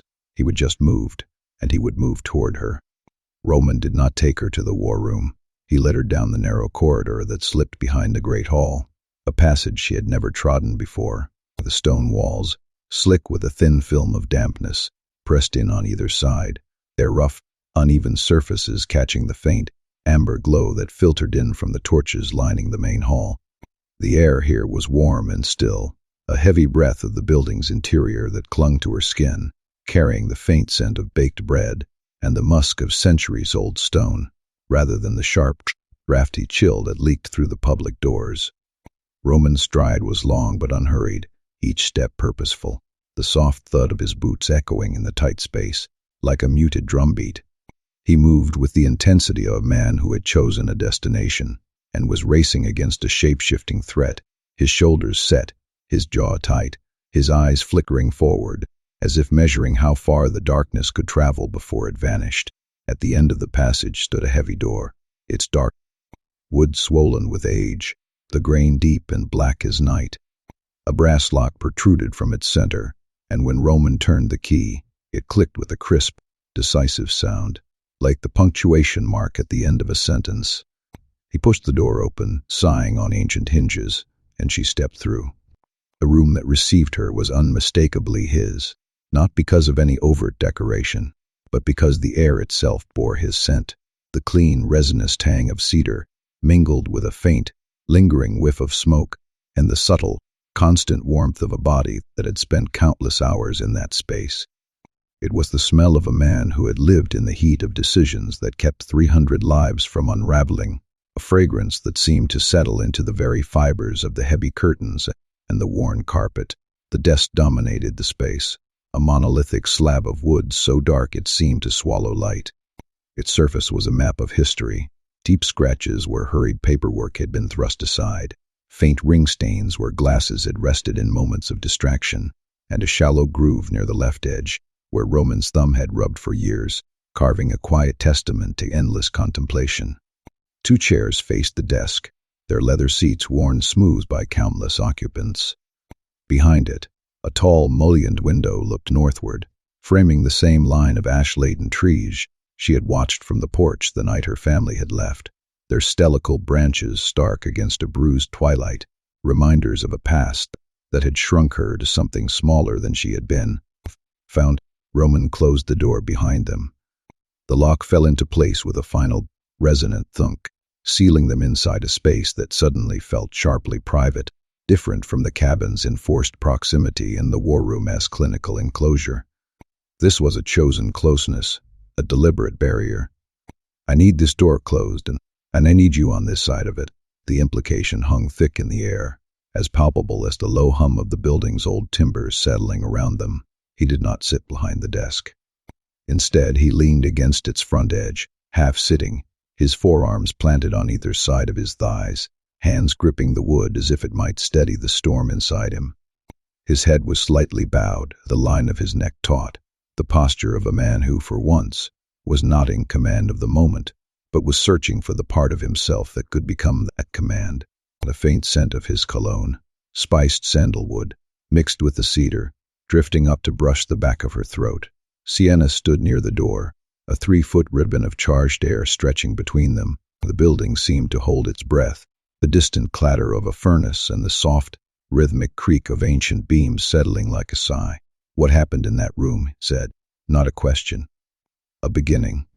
His voice was low, stripped of the usual alpha register, operating somewhere underneath the alpha, in a range she would heard only twice before, on the porch after her family left, and in the cabin the night she would shown him her wings. The human range. The Hargrove wolves. Callan could not finish his sentences. His beta looked like something was pulling his skin off from the inside. The woman with the portfolio closed it like the pages had caught fire. Sienna's hands rested at her sides, still, controlled. Yet her heartbeat hammered against her ribs, a rapid, thudding drum she could feel in the hollow of her throat, and Roman seemed to hear it too. His own pulse mirrored hers, a twin drumbeat echoing in the cramped room. 2 wolves in a locked room, their pulses racing faster than their faces would ever admit. "I did not mean for it to happen," she said. "I know." He said it immediately, without hesitation, without the weight of judgment, just acknowledgement. "I could see it on your face. Whatever that was, you did not call it." "No, but it came." "Yes." The desk creaked under his shifting weight, a low groan that seemed to vibrate through the floorboards. His fingers curled around the edge of the wood, the grain pressing into his skin, the dark surface catching the faint light, and holding the imprint of his grip, as if it were a memory etched in timber. "I need to understand, Sienna." His eyes rose to meet hers, and in them she saw not the analytical assessment of an alpha-gathering intelligence, but raw, unstrategic need, the need of a man who had encountered something that did not fit inside the systems he would build his life around and who could not move forward until he found a place for it, not what it does. "I saw what it does. I need to understand what it costs you."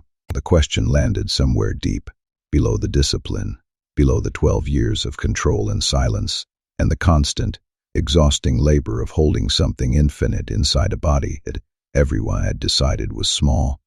It settled in the place where truth lived, unpolished, unperformed, the version of herself that existed before she would learn to curate.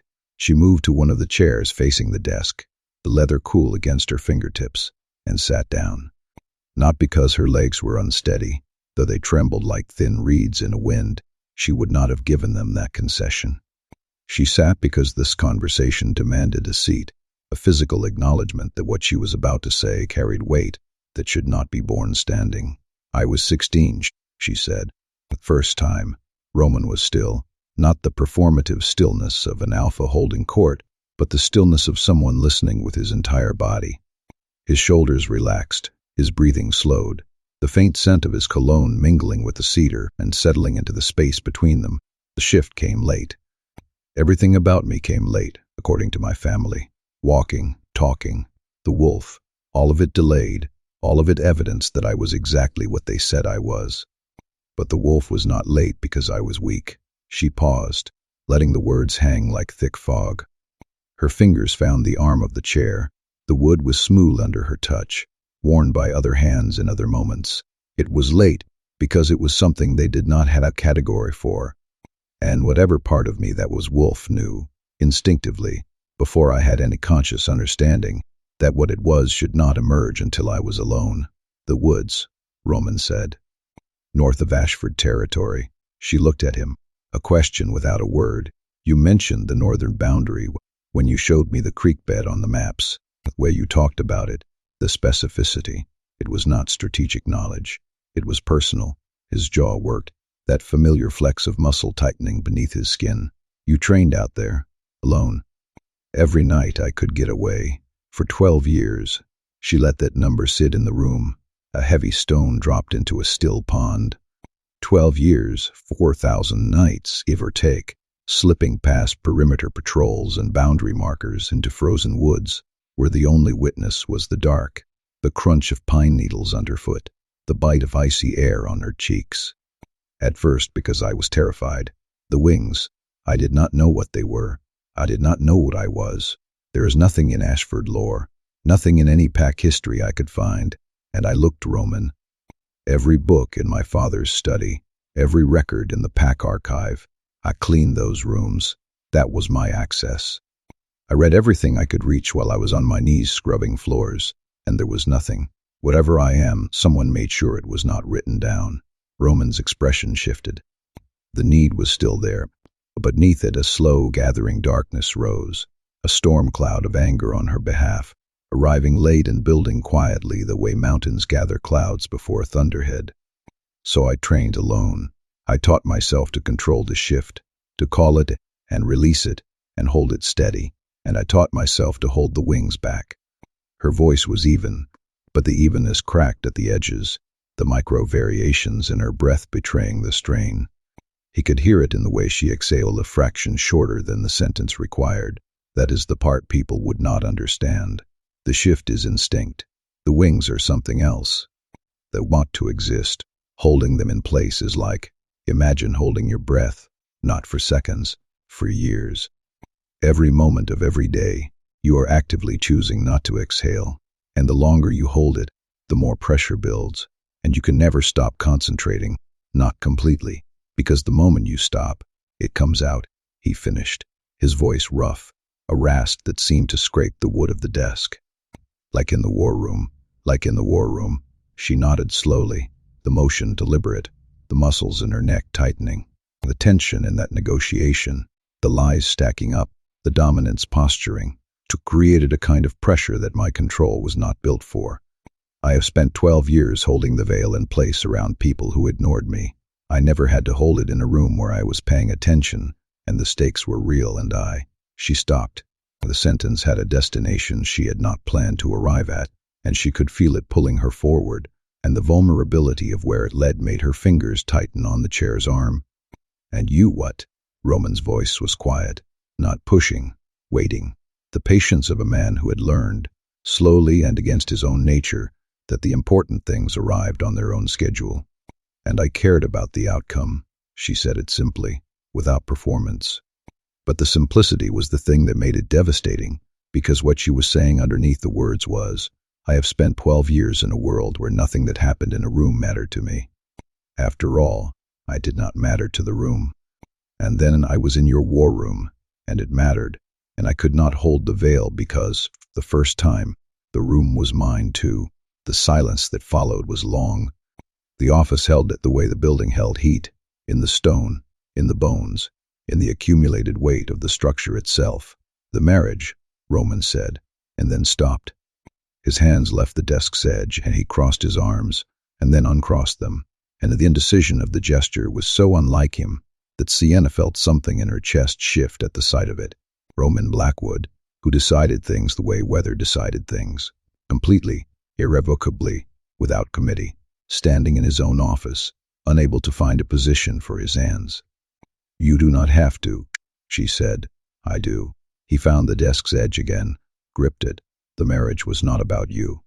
When I stood at that altar, and your father offered you instead of Katerina, the rage I felt, it was not that he would given me the wrong daughter. It was that he would taken the last thing I still chose." His voice was doing the thing it did when it dropped below alpha. That rough, unfinished quality, like words being pulled from a place that did not usually produce language. "I became alpha at 22. My father died, and I inherited 300 wolves and every alliance and every enemy and every unfinished strategy he left on this desk. I did not choose it. I was born into the line, and the line chose me, and I have been carrying it since. Every decision, every negotiation, every patrol rotation and resource allocation and rank dispute, all of it was decided by me, and none of it chosen by me, because the role was never a choice. It was an inheritance I could not put down." His knuckles were white on the desk's edge. Wood grain pressed into his skin. The marriage was supposed to be strategic. Katerina was a political pairing. I understood that, accepted it, and prepared for it. But somewhere in the preparation, I would started to let myself believe it was also something I was choosing, a partner I would assessed, evaluated, and decided on, mine. The one thing in this entire— He stopped, breathed. The exhale carried something heavy out of his chest and into the room. When she did not walk through those doors, it was not heartbreak. I did not love Katerina. It was the last illusion of choice being stripped away in front of everyone I led. And your father standing there offering a replacement like he was swapping an item on the trade manifest made me the symbol of everything you could not control, Sienna said quietly. Roman looked at her, and his face, in the gray light of his office with the northern tree line framing the window behind him, did something she had never seen it do. It opened, not a smile, not warmth, not yet, not the uncomplicated kind, something more fundamental, the release of a muscle that had been clenched so long. The man wearing it had forgotten it was clenched, the letting go of a performance so deeply embedded it had become structure, and the structure giving way not to collapse but to something softer. Something that had been living underneath the architecture, waiting. "You were never the symbol," he said it slowly, finding the words as he spoke them, not rehearsed, not planned, each one arriving with the weight of something being understood for the first time in the moment of its telling. "I made you the symbol. I looked at you and saw the trap instead of the person standing in it, and you were standing in the same trap I was, and you would have been standing in it longer, and would have been standing in it alone." Sienna's eyes burned. Not tears. She did not cry, had not cried. The discipline was too deep for that. But the burn was real, and it lived behind her eyes, in her throat, and in the space between her ribs where 12 years of held breath was pressing outward against a wall that was, for the first time, not holding. "I was alone," she said, and her voice, for the first time since the night she had shown him her wings, was not controlled. It was not performing stillness or composure, or the careful modulation of a woman who would learn to occupy exactly as much space as she was given, and not a fraction more. It was just her voice, bare, unedited, the voice of the girl who had knelt in frozen woods at 16 and wrapped her arms around herself and learned to hold something infinite in silence. For 12 years I carried this, alone. And I was good at it. I was so good at it that I started to believe the aloneness was the point, that the hiding was who I was, not what I was forced to do. And then I came here, and you saw me in a firelit cabin, and you did not flinch. You watched me in a war room, and you moved to the window. You stood on a porch and counted the seconds of my mother's hand on my face. Her fingers were trembling on the chair's arm. She could feel them, and she let them, because the alternative was pressing them still, and she was so tired of pressing things still. "I do not know what to do with that," she whispered. Roman pushed off the desk. The distance between them was 4 feet, and he crossed it in 2 steps, and he did not rush, and he did not hesitate. He stopped in front of her chair, and he looked down at her, and she looked up at him, and the space between their faces was measured in inches and in years, and in the accumulated weight of 2 people who had been carrying heavy things in silence and had just set them down in the same room. His hand came slowly, not the way his hands moved in strategy or negotiation, or the careful, controlled gestures of an alpha managing his authority. This was uncertain, deliberate in its uncertainty, the hand of a man who knew exactly how strong he was and was choosing consciously to be gentle. His fingers touched her jaw, the edge of it where the bone met the soft skin beneath her ear, and the contact was warm and careful, and it sent a current through her that had nothing to do with the wolf and everything to do with the woman. His thumb traced the line of her cheekbone. One pass, slow, the roughness of his skin against the smoothness of hers, and the warmth of him radiating from his hand into her face, into the architecture behind her eyes where the burning lived. "I am going to kiss you," he said, low, rough, the voice below alpha, below command, below everything he would build. The voice was just Roman, not because of the arrangement, not because of the bond, because I need you to know that when I see you, I am choosing to look. She did not answer with words. She answered by turning her face into his hand, a fraction of an inch, pressing her cheek against his palm, the smallest movement, the largest surrender. He leaned down. She rose to meet him. And the kiss, when it came, was not fire. It was the breath after fire, the long, shaking exhale of two people who had been holding everything inside for so long that the simple act of letting go, of pressing mouth to mouth in a quiet office, with gray light falling through a north-facing window, felt like a fundamental rearrangement of physics. His lips were warm and firm, and they moved against hers with a patience that contradicted everything she knew about how he moved through the world. Her hand came up and found the front of his shirt, fingers curling into the fabric, gripping it the way she would grip the porch railing and the chair arm and the mop handle, the reflex of a woman who would spend her life needing something solid to hold while the ground shifted. But this time, the solid thing was him. And he was not shifting. His other hand found the back of her neck, not gripping, resting, the weight of his palm against her nape, warm and sure, and she could feel his heartbeat through the contact. She could hear it with her wolf senses, had been hearing it since the door locked, but feeling it was different. Feeling it was proof, a rhythm she could press herself against and believe in. The kiss deepened, not urgently. They had both spent too long in control to surrender it all at once. It deepened the way morning deepens, gradually, inevitably, the darkness giving way not in a flash but in the slow, steady accumulation of light. His mouth opened against hers, and she tasted smoke and whiskey, and something underneath both that was purely him, and the sound she made, quiet, involuntary, a small broken note in the back of her throat, was the most honest thing she would ever said. When they separated, it was by millimeters. His forehead rested against hers. Their breathing was uneven, tangled together in the small space between their mouths, warm and shared and carrying the particular weight of something that had just changed and could not be unchanged. His hand was still on her neck. Her hand was still in his shirt. The office was quiet around them. The desk, the chairs, the maps, window with its view of pines and gray sky. Everything was exactly where it had been 10 minutes ago. Everything completely different. "I do not know what to do with you either," Roman said. His voice was wrecked. Quiet and wrecked and honest in a way that alpha voices were not supposed to be. "But I know I am done deciding." From across the room, Sienna's fingers loosened in his shirt, not releasing, relaxing. The difference between holding on for survival and holding on because you want to, because the thing you are holding is warm and real and is not going anywhere. She closed her eyes. His heartbeat under her fingertips, his breath on her mouth. The grain of his desk somewhere behind him, scarred with every decision he would ever made alone. He was not alone in this room anymore, neither was she. Maren sent for him at dusk, not through Declan, not through the usual channels that pack business traveled, the ranked wolves in the chain of communication that kept 300 lives organized into something resembling order. She sent a child, a boy of 8 or 9, one of the nursery-age pups who ran through the pack house like small, cheerful disruptions, appearing in doorways and disappearing around corners with the particular energy of young wolves who had not yet learned that the world expected them to be still.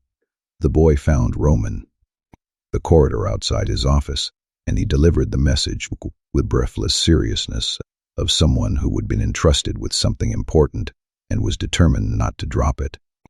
Marin says come. She says come alone. She says bring the thing you are not asking about. Roman looked at the boy.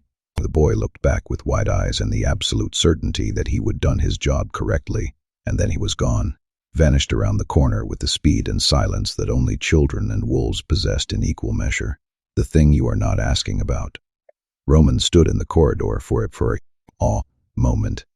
The evening light came through the windows in long amber rectangles that stretched across the stone floor and climbed the opposite wall, casting a warm, honeyed glow that made the rough flagstones look almost flesh-colored.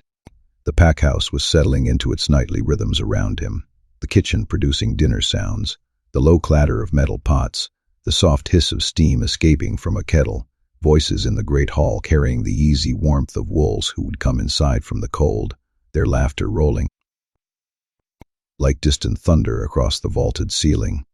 Normal sounds, the sounds of a pack functioning as designed. But something had been shifting in those sounds for weeks now, and Roman had been hearing it, without naming it, the way you hear a change in pitch before you identify the instrument. Arguments were resolving faster. Not the formal disputes that came through Declan's mediation. Those had their own cadence, their own bureaucracy. The small ones, the daily frictions that lived in the spaces between wolves who shared territory and meals, and the inevitable claustrophobia of communal life. A tension between two patrol wolves that had been simmering for months had simply dissolved. A ranking dispute that Jace had been monitoring for weeks had settled itself without intervention. The mess hall, which had always carried the low-grade static of competing dominance signatures, had developed a quality that Roman could only describe as quieter, not silent, honest. As if the wolves eating there had collectively, unconsciously, stopped performing for each other, he would noticed. He had not asked. Marin's quarters were in the oldest part of the pack house, the original structure, predating the expansions that had grown the building outward over generations. To reach them, you walked past the modern corridors with their electric lights and heated floors, the steady hum of the fluorescence a soft, constant whisper, then stepped through a doorway that was lower and narrower than current construction, the lintel worn smooth by countless paws. Inside, the wing fell away into a space where the stone was darker, the air thicker, older. The walls were hewn from rough granite had retained a faint chill, and the scent of earth and stone mingled with a lingering hint of incense that seemed to have settled into the cracks over centuries. The floors were flagstone rather than finished wood, and they held the cold in a way that made your footsteps sound more deliberate, more consequential, as if the building itself was paying closer attention in this part of itself. Marin's door was open. It was always open. She would told him once, years ago, that closed doors were for people who had not yet realized that everything eventually comes through.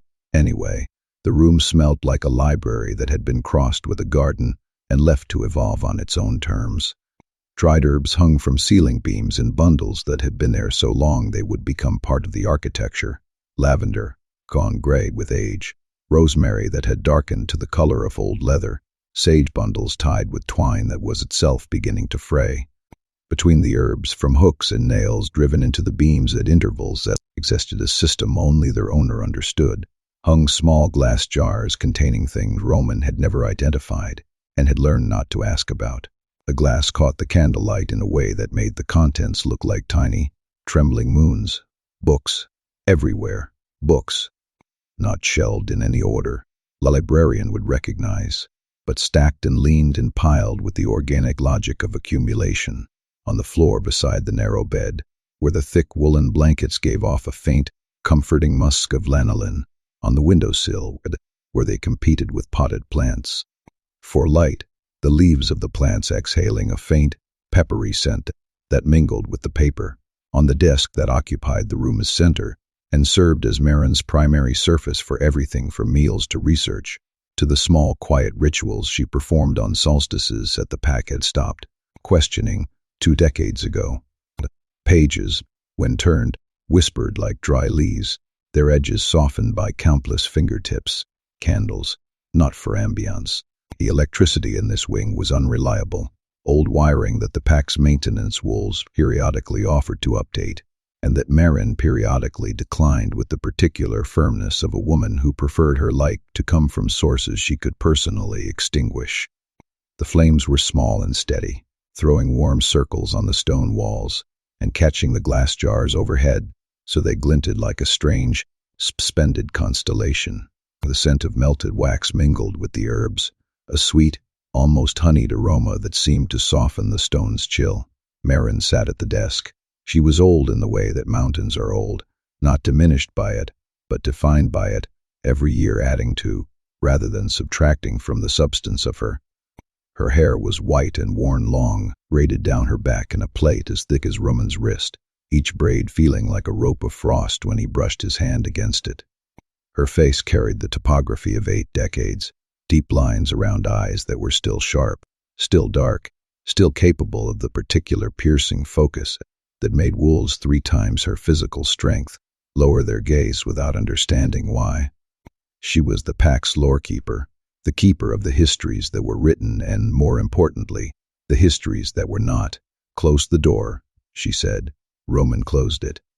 The latch engaged with a sound like a period at the end of a sentence, a soft metallic click that seemed to seal the room from the world outside. The room contracted around them, smaller, warmer, more intimate than any space in the packhouse. The candles flickered in the draft, and then steadied, their light pulsing gently against his skin like a quiet heartbeat. "Sit," he sat. The chair across from her desk was old, wooden, the seat worn smooth by decades of wolves who would sat here seeking knowledge. The grain of the wood was warm from the room's trapped heat, and it creaked under his weight with the resigned patience of furniture that had long ago accepted it would never be replaced. The cushion gave a faint sigh as he settled, the leather softening around his thighs. Marin looked at him. The candlelight caught the lines of her face and deepened them, and her eyes were dark pools that reflected the small flames without softening. "You have noticed the changes," she said. Not a question. "Marin, do not deflect, boy. You noticed. The patrol wolves settle their own disputes. Jace's ranking situation is resolving without his fist being involved. The Great Hall feels different during meals. You noticed, and you have not said a word about it to anyone, which tells me you already suspect the cause, and you are afraid of what confirming it means." Roman's jaw tightened, the muscle flexed and held, a subtle tremor that sent a faint ache through his cheekbones. Marin watched it with the detached interest of a woman who had been reading that particular tell on that particular jaw since its owner was a child learning to contain his temper during lessons. "Tell me what you know," he said. "I know what I have felt." Marin's hands rested on the desk. They were thin, veined, strong in the way that rope is strong, tensile rather than massive. "I am old enough that my senses have shifted. I do not smell as sharply as I used to, do not hear as far. But I feel things the ranked wolves do not, because I have had 80 years to learn what the air in a pack is supposed to feel like, and yours has changed." She paused. Her fingers moved across the desk's surface, tracing a pattern only she could see, the wood warm under her touch, the subtle friction a quiet reminder of the countless hours spent here. Wolves perform, Roman, every moment of every day. Dominance, submission, confidence, loyalty, all of it layered on top of whatever the wolf actually feels. It is how packs function.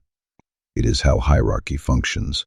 The performance is so constant and so universal that most wolves do not even know they are doing it. It is like breathing. You do not notice until it stops. The candles flickered. Somewhere in the old walls, a pipe ticked with the expansion of warm water. Something in your packhouse is making it stop. Roman's hands were on his thighs, motionless. His breathing was even and controlled, and his face was giving away nothing. But Marin had known him since he was born, and she was not reading his face. She was reading the quality of his silence. "Her," Marin said simply. "Your mate, the Ashford girl."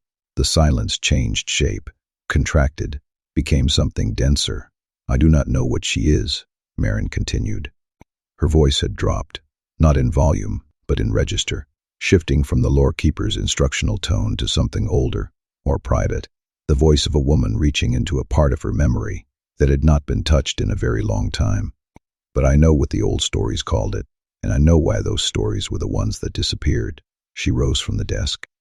Slowly, with the careful economy of a body that had learned to negotiate with its own limitations. She moved to the bookshelves against the far wall, not the main collection, but a smaller shelf, lower, pushed into a corner where the candlelight barely reached.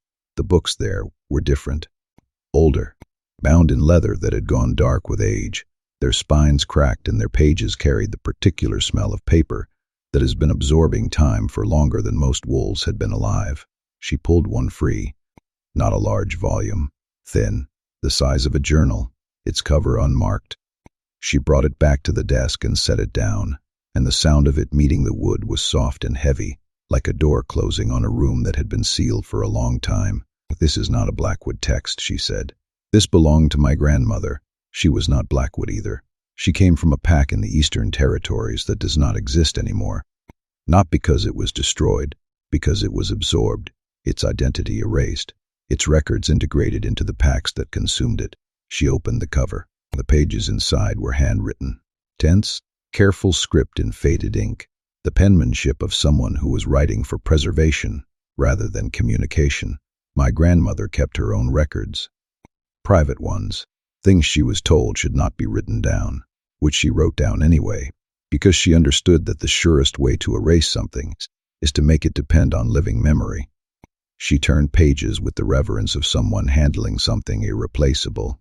The paper whispered against itself, dry, fragile, alive with the residual weight of the words it carried. She wrote about a bloodline. Marin's finger stopped on a page. The script there was smaller, kiter, written with the particular intensity of someone recording something they were afraid of.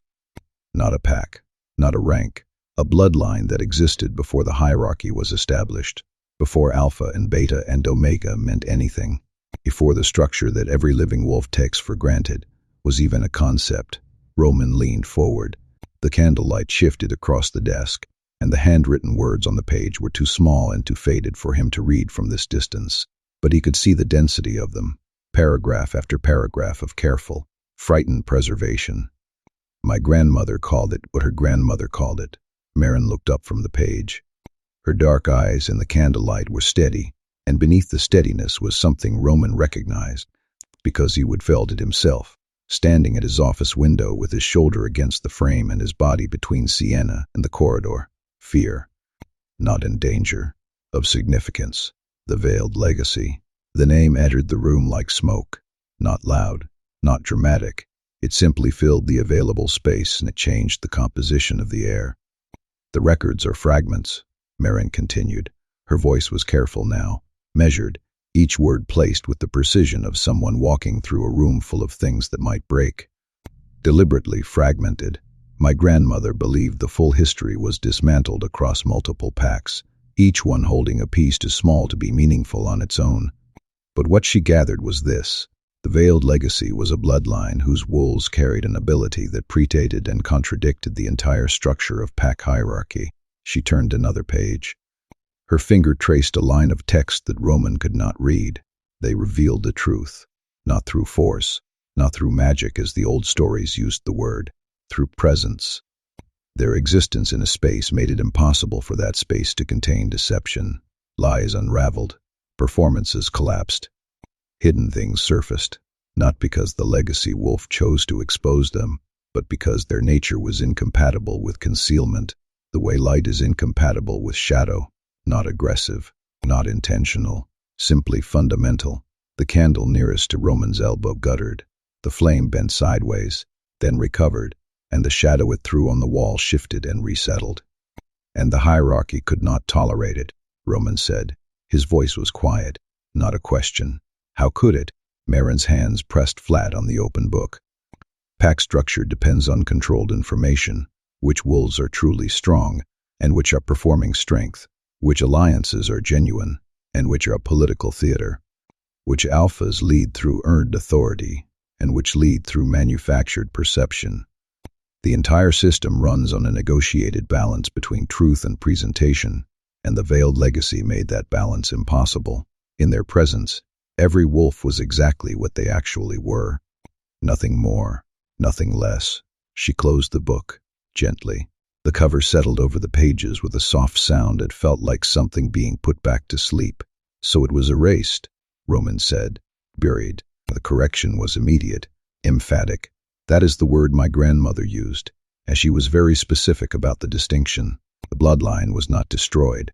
That would have required finding every carrier, and the legacy wolves were subtle, quiet. Many of them never fully manifested. What was destroyed was the knowledge of them, the records, the histories, the lore that would have let a legacy wolf understand what she was. Shia. The pronoun landed in the room with a specificity that made Roman's chest tighten. Someone decided that if the legacy wolves could not be eliminated, they could be buried in ignorance, Marin said. Strip away the knowledge, and the bloodline becomes just another anomaly. Late shifters, quiet wolves, carriers of a trait they cannot name and cannot understand, and therefore cannot use. Generation after generation, hidden in plain sight, buried inside their own silence. Roman was very still. The candlelight moved across his face, and the shadows it cast were honest. Her family. His voice was low, rough at the edges, the way it got what something was building behind his sternum, and the words had to push past it on the way out. The Ashfords. They treated her like. He stopped, started again. The bloodline was buried deliberately, and the knowledge was erased deliberately, but she still manifested. Then someone in her family's history knew what the bloodline was. Marin finished it for him. Her eyes were steady and sad and afraid, not the full picture, but enough to recognize the signs.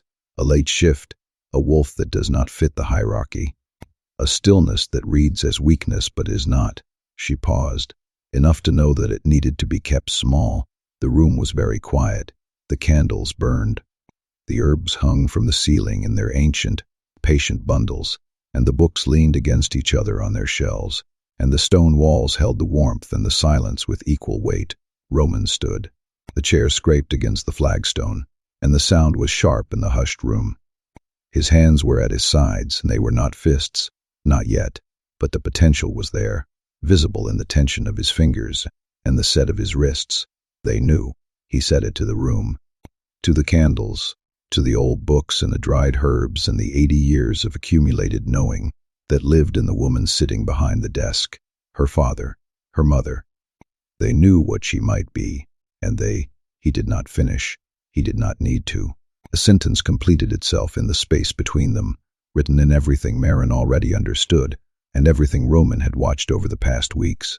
The compressed shoulders, the lowered eyes, the paper napkins, and the storage closet bedroom, and the word runt following a girl through, always for a decade. Not cruelty, something worse than cruelty. Strategy. I cannot tell you for certain, Marin said. Her voice was gentle now, and the gentleness was worse than the fear, because it meant she was preparing him for something he was not ready for. But my grandmother wrote one more thing, one line, at the very end of her account, underscored 3 times. She opened the book again, found the final page. Read the words in a voice that carried the weight of every woman who had passed them down. They will keep her quiet, they will keep her small, and they will call it love, because that is the only word that makes a cage invisible. Roman's eyes closed. His hands opened and closed at his sides, not fists forming, but fists being refused, the conscious effort of a man redirecting something violent to something he could hold. The candle flames bent toward him, as if pulled by the gravity of what he was feeling, and then they straightened, and the room was still. What do I do? He asked. Marin looked at him. This man she would known since he was a boy, too small for the chair he was sitting in, asking questions about history and territory, and the bait of leading people who depended on you to know what was right. The same boy, the same question, different stakes, she said. You do what you have already started doing. You let her stand up. You let her take space. You let her remember what she is without telling her what to be. She paused. And you prepare yourself, Roman. Because if the legacy was buried this deep and this deliberately, the people who buried it will notice when it starts to surface. He opened his eyes. The candlelight caught them, and what Marin saw there was not the measured calculation of an alpha. It was the raw, unstrategic resolve of a man who had found something worth protecting and was already in the architecture of his bones, reorganizing his entire world around it. He nodded once. That slow, weighted nod. Then he turned and walked out of Marin's quarters, through the old wing with its dark stone and flagstone floors, past the threshold into the modern corridors with their electric light, and he carried with him the name of something he had not known existed until an hour ago, and now understood had been sleeping in his pack house, in his war room, in his arms. The veiled legacy, a truth the world had tried to bury, married to a man who was only just beginning to understand that he would burn the entire system to the ground before he let it be buried again. They drove to Ashford territory at dawn. The world outside the windshield was still half dark, a thin veil of night clinging to the edges of the horizon. A pale, bruised purple sky was just beginning to bleed gold, the first shy rays of sunlight slipping over the tops of the pines like thin fingers of fire. The air in the car was cool, holding the lingering chill of night, tinged with the faint, earthy scent of damp soil that rose from the forest floor after the early dew had settled. The engine's low hum vibrated through the chassis, a steady, comforting thrum that blended with the occasional soft crackle of the road as gravel, as the tires rolled over the uneven terrain. Roman's decision. Not a discussion, not a strategy session, not the careful diplomatic choreography that usually preceded an alpha entering another pack's land. He would come to her quarters the night after leaving Marin's rooms, and he would stood in her doorway with the look of a man who would swallowed something that was still cutting on the way down, and he would said 4 words. "We need to go." She had not asked where. She would seen it in his face. The particular set of his jaw that she now understood was not anger, but the architecture of anger built when it was being held in place by something stronger. Purpose, direction, the controlled forward motion of a man who had found a target for something that had been building in him without a name for weeks. She would said, "When?" and he would said, "Morning." The drive was 3 hours. Roman drove the way he would driven the night of the wedding, one hand on the wheel, the other on his thigh, tendons visible in his forearm, the muscles there pulsing with a quiet, restrained energy. The leather of the driver's seat was warm from his body heat, the stitching crisp under his fingertips, but the silence in the cab was different now, not hostile, not cautious, loaded. The silence of 2 people moving towards something they both understood will change the shape of everything that came after, sitting with the weight of that understanding between them like a third passenger who had not been introduced. Sienna watched the territory change through the window. Blackwood's dense pines were thinning, giving way to the mixed forest of the borderlands, then shifting again into the birch and maple of Ashford country. The trees leaned in the soft dawn wind, their leaves whispering a dry, rustling chorus that rose and fell like a quiet tide. She knew these roads, had traveled them in the back of supply trucks and on foot, carrying messages between outposts during the years when her usefulness was measured in the distances she could cover without being noticed. The trees were familiar, the way scars are familiar. You know their shapes without wanting to. Their bark, rough and ridged, caught the early light, casting long, dappled shadows that flickered across the car's interior like moving ink. She did not ask what Roman had learned.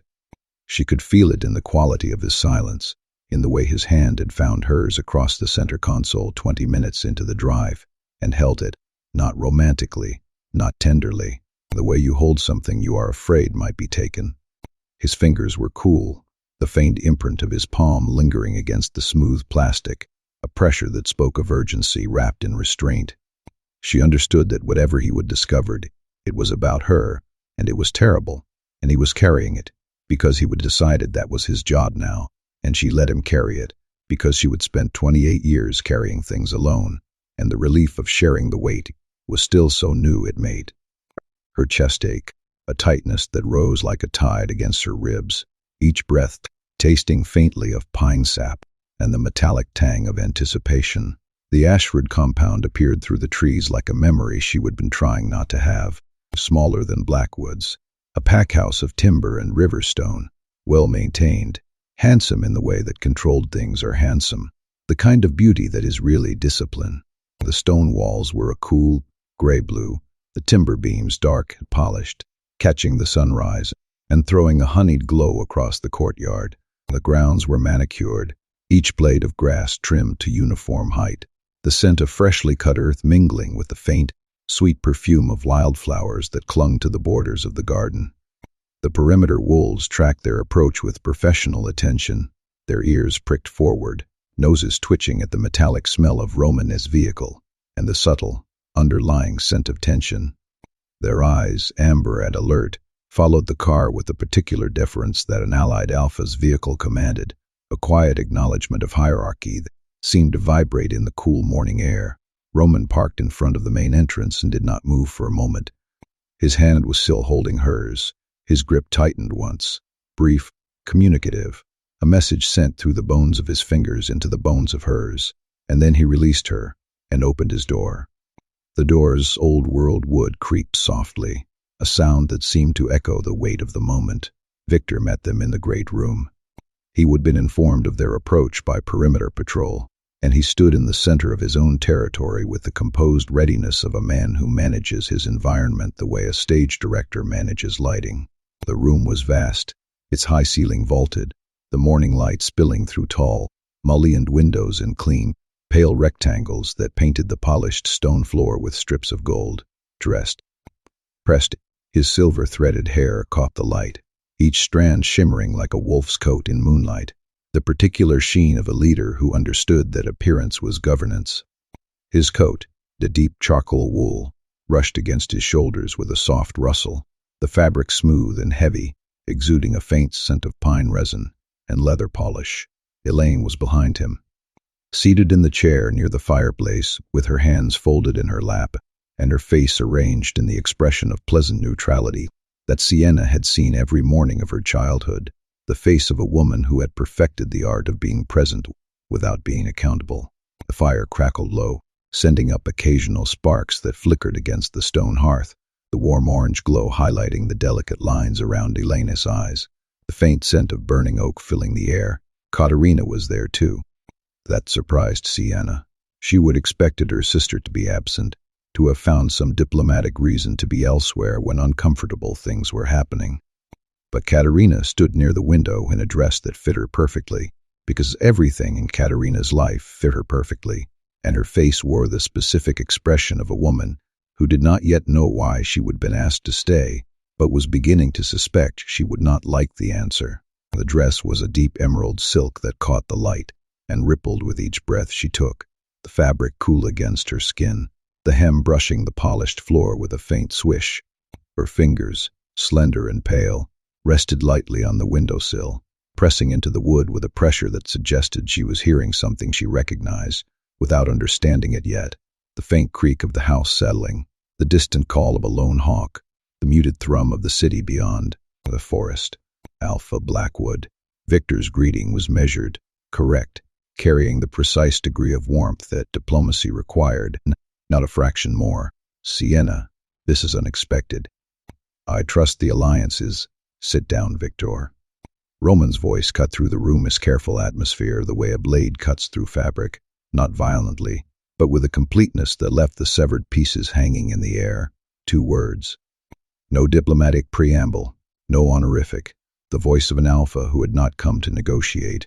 Victor's composure held. That was the thing about Victor Ashford.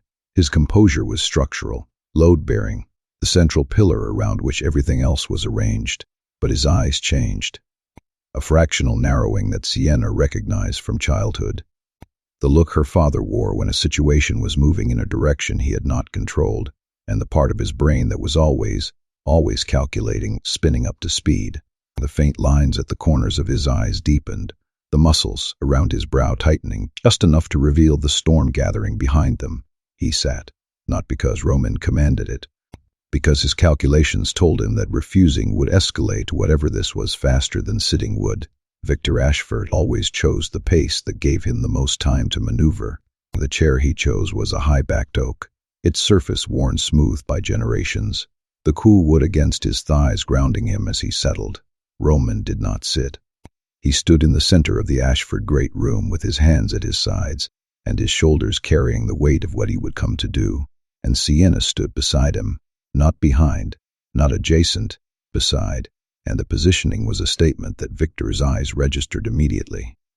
The air seemed to thicken, the scent of the fireplace mingling with the faint metallic tang of Roman's blood, a subtle reminder of the tension coiling in the room. "I had a conversation last night," Roman said. His voice was controlled, level, running on the infrastructure of command, while something much less controlled moved beneath it, "with my lorekeeper, a woman who is older than your pack's written records, and who keeps her own histories, the kind that survived because someone decided that erasing truth was a crime worth disobeying." Victor's face did not change, but his scent did, that sour undertone that Sienna had learned to detect in the Hargrove wolves, the olfactory signature of fear, buried beneath performance. It rose from Victor like heat from pavement, invisible to the eye and unmistakable to the wolf. The faint aroma of iron and damp stone mingled with the lingering smell of his cologne, a sharp, herbaceous note that seemed to pulse with his heartbeat. "She told me about a bloodline," Roman continued, "one that was deliberately scrubbed from pack histories across every territory, not destroyed, buried. The records fragmented, the knowledge scattered, the lore dismantled so thoroughly that a wolf carrying the bloodline would never be able to identify what she was." The room was very still. The morning light fell through the windows in clean, pale rectangles, casting a crisp, almost surgical illumination over every surface. Katerina's hand had found the windowsill beside her, and her fingers were pressing into the wood with a pressure that suggested she was hearing something she recognized, without understanding it yet. The wood was warm from the sun, the grain rough under her fingertips, her nails lightly digging into the fibers. Elaine's hands in her lap had gone motionless, not folded, frozen. The delicate veins on the back of her hands seemed to pulse with a faint, invisible tremor, the skin pale and still, as if she were holding a secret too heavy for any gesture. "The Veiled Legacy." Roman said the name the way Marin had said it, like smoke, like something that filled the space it was spoken into and changed its composition. A bloodline whose wolves reveal truth, not through force, through presence, through the simple fundamental fact of their existence, making it impossible for the space around them to contain a lie. Victor's jaw moved, a subtle lateral shift, the unconscious action of a man clenching his teeth against something rising in his throat. His hands were on the arms of his chair, and his fingers were still, perfectly still, with the particular immobility of someone who knows that any movement will betray what is happening beneath the surface. The air around him seemed to tighten, the faint scent of his own breath mingling with the lingering smell of pine and the faint metallic edge of tension. As the great room held its breath, the silence now a palpable presence, heavy as the stone walls that surrounded them. "My lorekeeper's grandmother wrote something," Roman said. A single line, underscored 3 times, passed down through generations of women who understood that some truths need to survive their suppressors. He looked at Victor. And the look was not diplomatic, was not political, was not alpha to alpha. It was the look of a man staring at a cage he would just identified and addressing the person who built it. "They will keep her quiet, they will keep her small, and they will call it love, because that is the only word that makes a cage invisible." The sound Elaine made was barely audible, a breath that caught and held and did not release, stuck in her chest like a bird in a closed room, beating against the walls of her ribs. Her composure did not crack. It simply stopped functioning, the way a machine stops when a critical component fails. Her face, that careful, pleasant, neutral face that had looked through Sienna for 28 years, showed something it had never shown before: recognition. The terrible, specific recognition of someone hearing their own crime described in words that they would spend decades refusing to formulate. "You knew," Roman's voice dropped, not in volume, in temperature. "You knew what she was. Not everything. I do not think you understood the full scope. But you knew enough. You knew the signs. A late shift. A wolf that did not fit the hierarchy. A daughter whose presence made the people around her uncomfortable in ways they could not name. And instead of protecting her, instead of helping her understand what she carried, we protected her." Victor's voice. And it was the most frightening thing Sienna had ever heard her father say, because it was steady, it was certain. It carried the unwavering conviction of a man who had built an entire reality around a decision, and had never, not once, allowed himself to question whether the foundation was sound. We protected her, Victor repeated. He was looking at Roman, but the words were aimed at the room and the history in it. At the age of 28, the choices that had led to this moment. You think I do not know what the legacy is? You think I learned it from a lore keeper's second-hand account? My mother told me. Her mother told her. Ashford women have carried this knowledge for 4 generations, not in books, not in records, in whispers. In the specific, urgent, terrified understanding that if a legacy wolf manifested fully, every power structure in the pack system would turn on her. He stood, not in defiance. In the involuntary rise of a man whose body could not contain the force of what he was justifying while seated, the packs that buried the legacy did not do it out of malice. They did it out of survival. A wolf who strips away every performance, every controlled perception, every carefully maintained illusion that holds a hierarchy together. That wolf does not just threaten one pack. She threatens the entire system, and the system responds. Every alpha, every council, every territorial authority that depends on the balance between truth and controlled presentation, they would come for her. They have come for them. Every legacy wolf who manifested fully in the last 300 years was hunted, not challenged, hunted, erased, and the pack that harbored them was erased with them. His voice was rising, not shouting. Victor Ashford did not shout, but expanding, filling the room, pressing against the windows and the walls, with the desperate energy of a man who had rehearsed this justification in the silence of his own mind for decades, and was finally, saying it out loud. So yes, I kept her small. I gave her omega duties and a room that told her she was nothing, and a life that taught her to disappear, because disappearing was the only thing that would keep her alive. Every time I called her runt, every time I looked through her, every time I let this pack treat her like she did not matter, I was building a wall between her and the world that would destroy her if it found out what she was. He turned to Sienna, and the thing in his eyes, the thing beneath the conviction, the certainty, and the 28 years of unexamined strategy, was fear, real fear, the fear of a man who had made a choice in the dark and was seeing it in the light for the first time, and understanding, with the horrible clarity of too late, what the light revealed. I was protecting you, Sienna. The room waited. Sienna stood in the great room of the house she would grown up in the space between the man she would married and the father who would buried her, and she felt something break, not her composure, not her control, something deeper, something structural, a foundational belief she would carried beneath everything else, beneath the discipline and the silence and the 12 years of holding her wings in place, the belief that her smallness was her own, that she would been invisible because she was not enough, that the world's indifference was a verdict on her worth, rather than a strategy designed to keep her from discovering she was worth more than anyone in the room could afford for her to know. That belief broke, and what was underneath it was not anger, it was grief.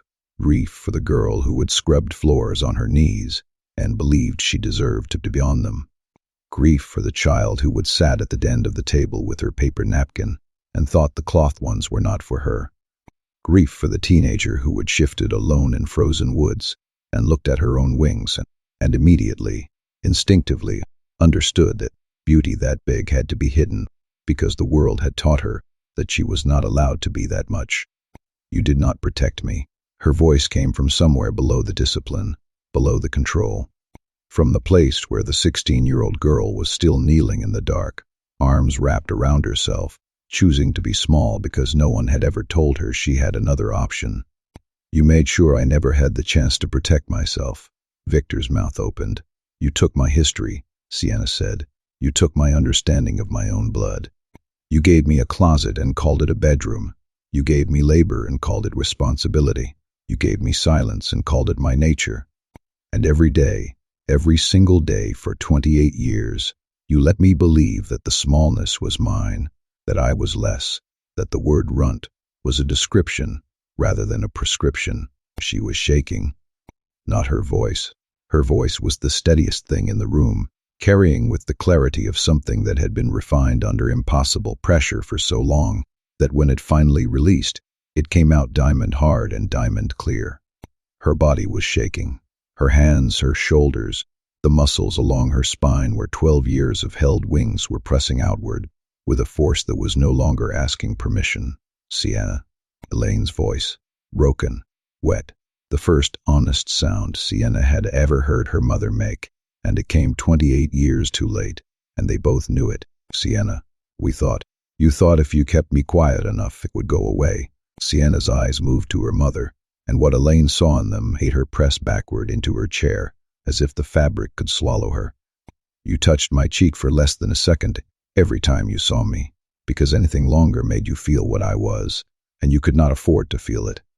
You passed through rooms I was in like I was furniture, because standing still near me meant standing still near the truth, and you had built your entire life on not doing that. Katerina was motionless by the window. Her hand on the sill had gone white. Her face, that beautiful, staged, perfectly presented face, was doing something it had never done in front of an audience. It was becoming transparent, not through any power of Sienna's, through the simple, devastating arithmetic of a woman realizing that every advantage she would ever had, every lesson, every dress, every moment of her father's attention and her mother's care, had been purchased with her sister's burial. A cat. Sienna's voice was quiet. The quietness was worse than the volume. You knew, not what I was, but you knew I was more than what they let me be. You saw it. When we were children, before the roles hardened, you saw me, and then you stopped, because it was easier to have everything if the person you were taking it from did not seem to deserve it. Katerina's mouth opened. Nothing came out. For the first time in her life, the woman who had been trained in formal speech and diplomatic presentation, and the art of filling any silence with words that sounded like substance, said nothing. The empty air where her words should have been was the most honest thing she would ever contributed to her room. Sienna stopped holding back. She did not choose it the way she would chosen it in the cabin, deliberately, as a demonstration, as proof of worth offered to a man she needed to convince. This was not a choice. This was the end of choosing, the end of the 12-year exhale, the end of the girl on her knees in frozen woods, deciding that what she was had to be hidden because the world was not ready. The world had never been ready. It had simply made sure she did not know that was not her problem. Her wolf came first. Not the violent shift of her first time, not the bone-rearranging terror of a body fighting what it should have welcomed, and not the fluid, controlled shift she would shown Roman in the firelight, something between. Something that rose through her like a tide that had been held back by a wall that no longer existed, and the wall did not crumble or shatter or break in any way that could be rebuilt. It simply was not there anymore. The champagne gold wolf stood in her father's great room, and she was beautiful, and the beauty of her was an accusation that no one present could look away from. Then the wings, not slowly this time, not the cautious, tentative unfolding of something remembering how to exist. This was existence reclaimed, full and unapologetic and vast. The gold came first, deep, rich, the color of something precious that had been locked in a vault, and was seeing light for the first time in a generation. Then the white flooding through the gold like dawn breaking, and the two colors moved together with a rhythm that was alive, that was breathing, that was the visual equivalent of a heartbeat that had been suppressed for 28 years, finally being allowed to beat at its actual pace. The violet, threaded through last, faint, luminous, tracing the edges of the wings like veins carrying something older than blood. And the tips dissolved into mist that rose toward the ceiling of the Ashford great room and drifted there, curling and dispersing, and the mist caught the morning light and broke it into spectrums that painted the walls with colors that had no names. The wings spread, and the room surrendered. Victor's authority collapsed. Not dramatically. There was no staggering, no falling, no physical failure. It was worse than that. The invisible architecture of his dominance, the decades of controlled perception and managed power, and the careful, constant performance of a man who led through the image of strength rather than its substance, became transparent. Every wolf in the building could feel it. The alpha of the Ashford pack, standing in his own great room, suddenly and completely visible as what he actually was, a frightened man who had made a terrible choice in the dark and had spent 28 years building a cathedral of justification around it to avoid looking at what he would. Then Elaine wept. Not the controlled, diplomatic tears of a woman managing her emotions for an audience. Real tears. Ugly tears. Tears of a mother who had touched her daughter's cheek for less than a second and 1,000 times, and was feeling, in the unveiled air of this room, every fraction of every second she would withheld. Katerina slid down the wall beneath the window. Her legs simply stopped holding her.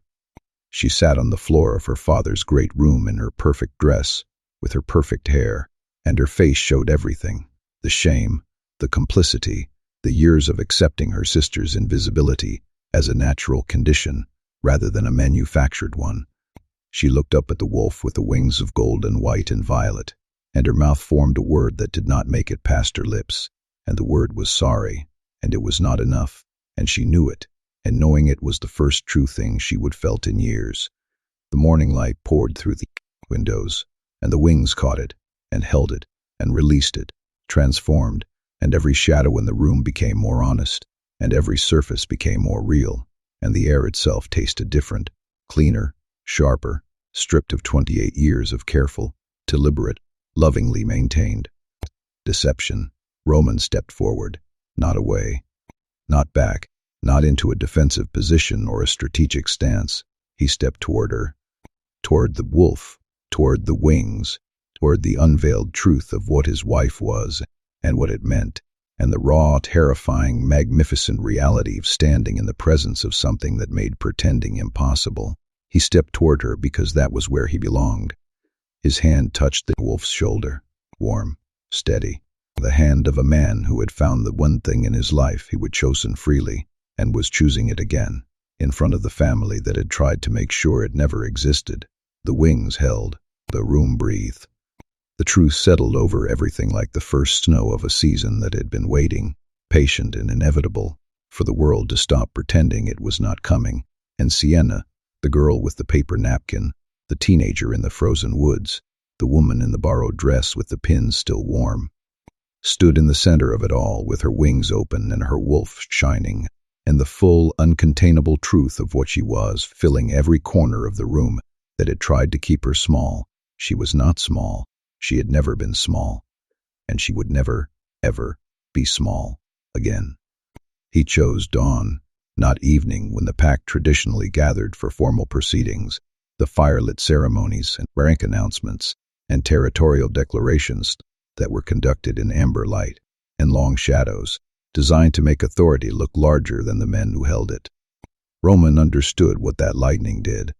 He would stood in it his entire life, watched his father stand in it before him, and understood that the warmth and the drama of firelight was itself a kind of performance. A veil. There would be no veils today. The great hall of the Blackwood pack house faced east. This was an architectural fact that most wolves took for granted, a detail of construction, nothing more. But Roman had been thinking about it since the drive home from Ashford territory, since the 3 hours of silence in the truck's cab with Sienna's hand in his, and the weight of everything that had happened pressing against the windshield like weather.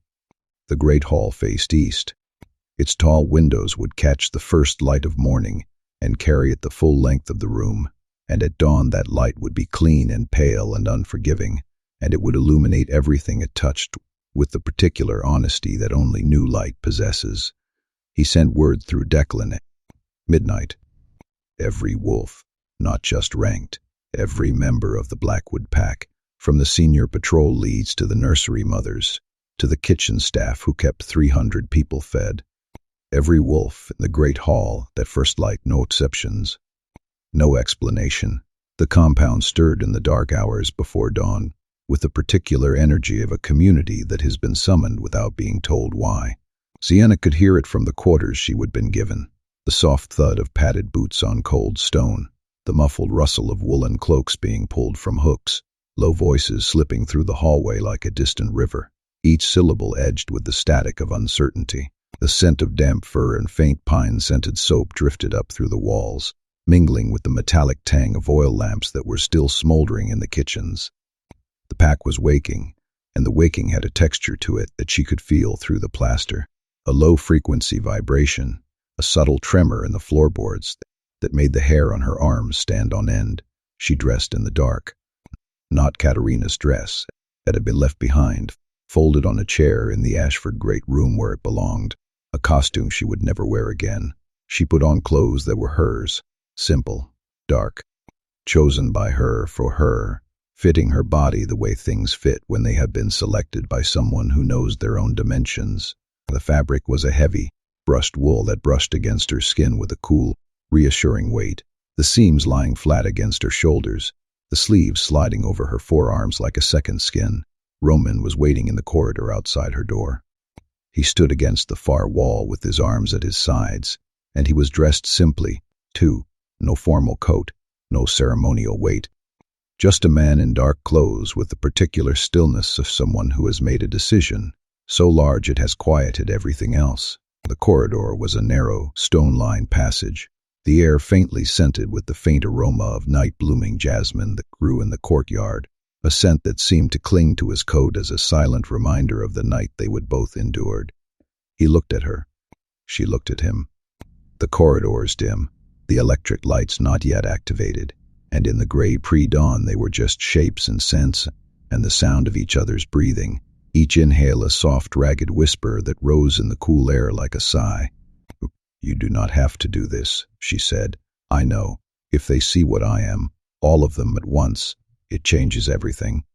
Your pack, your authority, way every wolf in this building relates to every other wolf.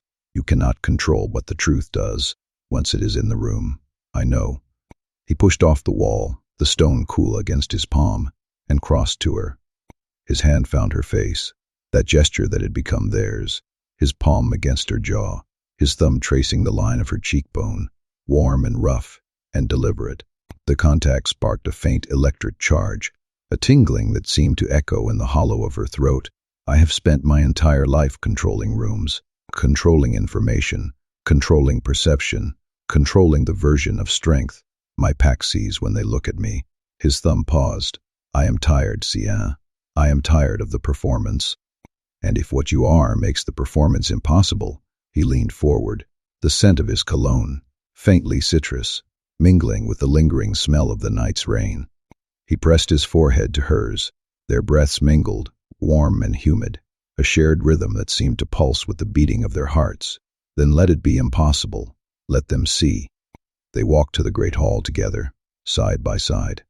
His hand found hers in the corridor, and their fingers interlaced, and the contact was not performance and not strategy, and not the careful positioning of an alpha presenting his mate. It was two people holding on to each other, because the thing they were walking toward was enormous, and neither of them wanted to arrive at it alone. The stone floor beneath them was still cold from the night, each step echoing softly, the sound rolling like a low drum beat ahead of them. The great hall was full, 300 wolves. Maybe more. Sienna could not count them, could only feel them, the massive collective presence of an entire pack, compressed into a single space. They stood in the rows between the long oak tables, their fur catching the first slivers of light and turning it to amber, the scent of leather harnesses and the faint musk of sweat and pine resin filling the air. They sat on the benches and the windowsills and the stairs leading to the upper gallery, the youngest pups tucked against chests and hips, their soft whimpers like distant wind chimes. The oldest wolves leaned against the stone pillars with the patient gravity of people who had seen many gatherings, and understood that the ones held at unusual hours were the ones that mattered. The hall faced east. The windows were tall and unshuttered, and through them the sky was doing what the sky does at dawn, shifting from the deep blue-gray of late night, through the pale silver of almost morning to the first tentative blush of gold at the horizon. The light came in slowly, not like firelight, which leaps and performs, like truth, which arrives at its own pace and does not care whether the room is ready. The pale light brushed the stone walls, turning the rough surface smooth in its glow, and the air itself seemed to warm as the sun's first fingers stretched across the room. Roman walked to the front of the hall. The pack parted for him, not dramatically, not with ceremony, but with the instinctive response of wolves whose alpha was moving with a purpose they could feel in their bones. Sienna walked with him. Her hand was still in his, and every eye in the room tracked the contact. and the murmur that moved through the pack was not words but sound, the collective low-frequency vibration of 300 wolves registering something significant, a humming that resonated through the wooden rafters and settled into the floorboards. He stopped at the hall's center. Not the head of the room, the center, the deliberate positioning of a man who was not standing above his pack but inside it. "This will be brief," Roman said. His voice carried without effort, filling the vaulted space, reaching the wolves in the back rows and the gallery above, because what I am about to say does not need rhetoric. It needs honesty, and honesty is short. The dawn light was strengthening. The first gold touched the top of the eastern windows and began its slow descent, painting the upper walls with color that moved like water, sliding downward toward the floor, where 300 wolves stood waiting. The light caught the edge of each wolf's ears, the curve of every tail, the glint of metal clasps on collars, turning them all to liquid amber. "You were told that your alpha married the runt Ashford sister, a consolation bride, a political concession dressed in someone else's wedding gown." Roman's hand tightened around Sienna's. "Every one of you made a judgment based on that story. Some of you have revised it, some have not. This morning, the story ends." He turned to Sienna, and what she saw in his face was not command, not performance, not the alpha managing his pack's perception of reality. It was the man from the dark corridor, the man who would pressed his forehead to hers and said, "Let them see." Tired and honest and done with the architecture of control.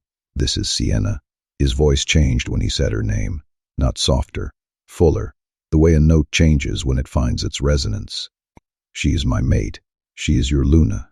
Not because I am naming her that, because that is what she is and what she has been since she walked into this hall, and every single one of you felt something shift without understanding why." The dawn light reached the middle windows. Gold poured into the hall like something being poured from a vessel, warm and clean and unflinching, flooding the stone floor until the shadows retreated to the corners like shy animals. Roman looked at Sienna. The look said everything his voice had already said, and one thing more. "Whenever you are ready." She let go of his hand. She stepped forward, into the center of 300 watching wolves, into the dawn light that was now flooding the hall from the eastern windows, and she stood there for a moment. In the warmth of it, just a woman, dark hair, the strands catching the light like ribbons of night, quiet face, the lines of her jaw softened by the golden glow, the body that had been called small and runt and invisible for 28 years, standing in light that hid nothing. The air on her skin was a thin veil of heat, the scent of fresh pine and distant sea breezes swirling together, the faint echo of distant birds beginning their morning song. She closed her eyes. The world around her fell away, leaving only the hum of breath, the thrum of 100 hearts beating in unison, and the steady, unwavering certainty of the sunrise pressing its truth into every stone, every fur, every soul in the hall.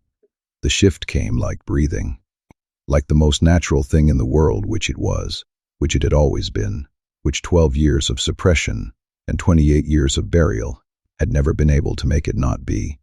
Her wolf emerged into the dawn-lit hall, champagne gold, luminous, standing with a poise that had nothing to do with hierarchy and everything to do with the simple, unassailable dignity of something that has finally stopped apologizing for existing. Then the wings, they unfolded the way dawn unfolds. Slowly, inevitably. Gold spreading outward from her shoulder blades like light given form, then white flooding through the gold with the gentleness of clouds moving across a morning sky, and the violet threading the edges with the delicate precision of something embroidered by time itself. The tips dissolved into mist that rose toward the vaulted ceiling and drifted there, catching the real dawn light from the windows and fracturing it into soft, unnamed colors that moved across the stone walls like reflections from water. The wings spread to their full span, and the hall changed. Dramatically, not violently. The way a room changes when someone opens a window after a long winter, gradually, then all at once, the stale air moving, fresh air arriving, and the difference between them so obvious that you wonder how you breathed the old air as long as you did. Jace was the first to feel it. The enforcer, the dominant beta, the wolf whose entire identity was built on the projection of controlled strength. He felt something in his chest shift, and his arms, which were crossed in their habitual posture of contained force, slowly uncrossed. His hands hung at his sides, and his fingers were loose, and his face did something it had never done in the presence of other ranked wolves. It softened. The perpetual tension that lived in the architecture of his jaw and shoulders, and the set of his brow, the tension that was so constant it had become invisible, even to him, released. And what was underneath it was not weakness. It was the face of a man who was tired of performing in vulnerability, and had not known, till this exact moment, that he was allowed to stop. It moved through the hall like a wave. Not uniform, each wolf felt it differently, experienced the unveiling in terms specific to whatever they would been hiding. Patrol wolf near the back touched his mate's hand, and the touch carried something he would been withholding for months, an apology, or a fear, or the simple admission that he needed her more than his pride had allowed him to say. Nessa, the young mother Sienna had spoken with, on her first day, pressed her face into her toddler's hair and breathed, and the breath was a sob, and the sob was relief, and the wolves around her did not look away, because looking away was a performance, and performances had stopped working. 2 wolves. Near the center of the hall, senior pack members, males who had been locked in a territorial dispute for the better part of a year, turned to each other. One of them spoke, a sentence. Short, quiet, carrying the weight of something that should have been said months ago, and had not been because the hierarchy demanded strength, and strength demanded that certain words remain unspoken. The other wolf listened, nodded, and the dispute that had required Jace's monitoring and Declan's mediation, and Roman's eventual arbitration, dissolved in 5 seconds of unveiled honesty. Elena stood near the kitchen entrance with her clipboard at her side, not raised, not held in front of her like the professional shield. Usually, her glasses were pushed up into her silver hair, and her eyes were bright, and she was looking at Sienna's wings, with the expression of a woman who had spent her career managing logistics, and was seeing for the first time the thing that no logistics could manage and no system could contain. Declan stood where he always stood, 1 step behind, to the left of where Roman had been. But Roman was not at the head of the room anymore. He was in the center of it. And Declan, steady, patient, unshakable beta, who had held the pack's daily weight on his broad shoulders for 7 years, without complaint. Declan's eyes were wet, not crying, just wet. The particular brightness of a man whose emotional armor had been gently, irrevocably made transparent, and what was underneath was not weakness but the accumulated care of someone who had loved this pack every single day, and had never once been able to say it without filtering it through duty. First, the dawn light filled the hall completely now. Every window blazing gold, the entire eastern wall transformed into a sheet of warm, honest light that illuminated everything and flattered nothing.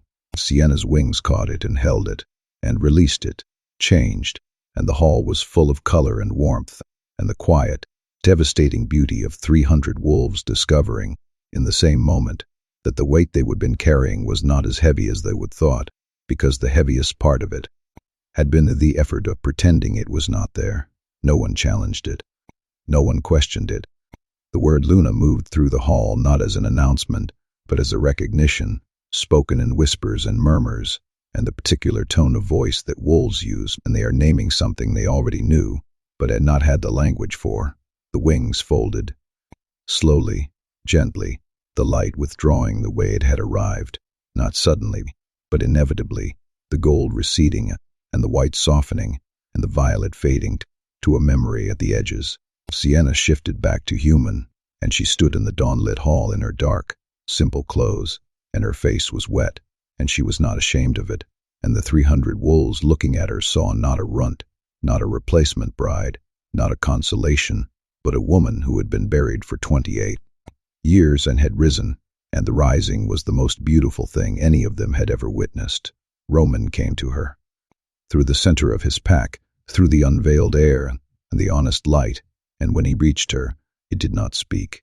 He put his arms around her, simply, completely. His chin resting on the top of her head, her face pressed against his chest, where she could hear his heartbeat, steady, strong, the rhythm she would learn to trust because it never performed for her. It simply beat, The pack watched, and the watching was not observation or assessment, or the careful cataloging of an alpha's behavior for political interpretation. It was a witness. 300 wolves, standing in dawn light, witnessing two people hold each other with the particular tenderness of those who had seen the actual truth of each other and chosen to stay. Afterward they stood on the east porch and watched the sun finish rising above the tree line. The gold of it flooded the valley below, touching the tops of the pines and sliding down their trunks toward the forest floor, and the world was enormous and bright and uncontrolled. "That is done," Roman said. His arm was around her shoulders, and the weight of it was warm and real. "That is done," she agreed. "Everything changes now." "Yes." He was quiet for a moment. The sun climbed. Birds were beginning their morning work in the pines below, and their songs threaded through the cold air with the particular insistence of creatures who did not understand the concept of historical significance and simply wanted the world to know they existed. "Good," he said. Sienna leaned into him, his warmth against the morning cold, the beat of his heart through the layers between them, the vast, terrifying, liberating openness of a future that contained no cages, and no performances, and no borrowed dresses with pins that did not match. She closed her eyes. The sun warmed her face. And for the first time in 28 years, she stood in open air with nothing left to hide, and nothing left to hold, and nothing left to prove. And the feeling of it was not triumph. It was peace. Far to the south in the birch and maple forests of Ashford territory, a girl of 15 was walking the northern boundary with a stack of patrol schedules who had been told to deliver. She would have been having trouble sleeping.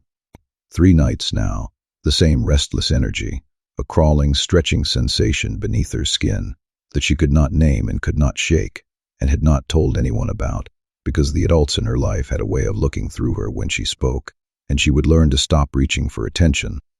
Was not coming. She paused on the trail. The morning light filtered through the canopy in long, golden shafts, and she stood in one of them and felt the warmth on her face, and the sensation beneath her skin intensified, not painful, not frightening, just insistent. Like something waking up, like something that had been waiting, patient and buried and quiet, for a very long time. She looked at her hands. They were trembling, not with cold, with something that felt, impossibly, like remembering. She did not understand it. She would not yet. Not until the stories found her, the fragments of a history that had been scattered across packs and generations, and the deliberate, systematic silence of a world that had tried to erase what she carried in her blood. But the silence was breaking. Somewhere to the north, a woman with wings of gold and white and fading violet had stopped being small, and the truth of her had sent a vibration through the buried network of a bloodline that had been sleeping for 300 years. A frequency, a signal, the deep, subsonic call of something ancient and patient, finally being allowed to exist, and one by one in territories scattered across the map, in packhouses and border outposts and small rooms that used to be storage closets, the legacy wolves were beginning to stir. The girl on the tray shivered, set down the patrol schedules, pressed her hand against her chest, where her heart was doing something new, and her blood was doing something old, and she looked north toward a territory she would never visited, and a woman she would never met, and she felt, without understanding, that something in the world had just changed. Something had been veiled was becoming visible, and it was only the beginning. That is the end of this tale, but in the world of the supernatural, there is always another shadow waiting. Thank you for staying with me through every twist, turn, and heartbeat. If you enjoyed the ride, there is more waiting for you. Take a look at the other audiobooks on this channel. Do not forget to subscribe if you want more magic, monsters, and stories that go bump in the night. Until next time, stay curious and brave. Never stop listening.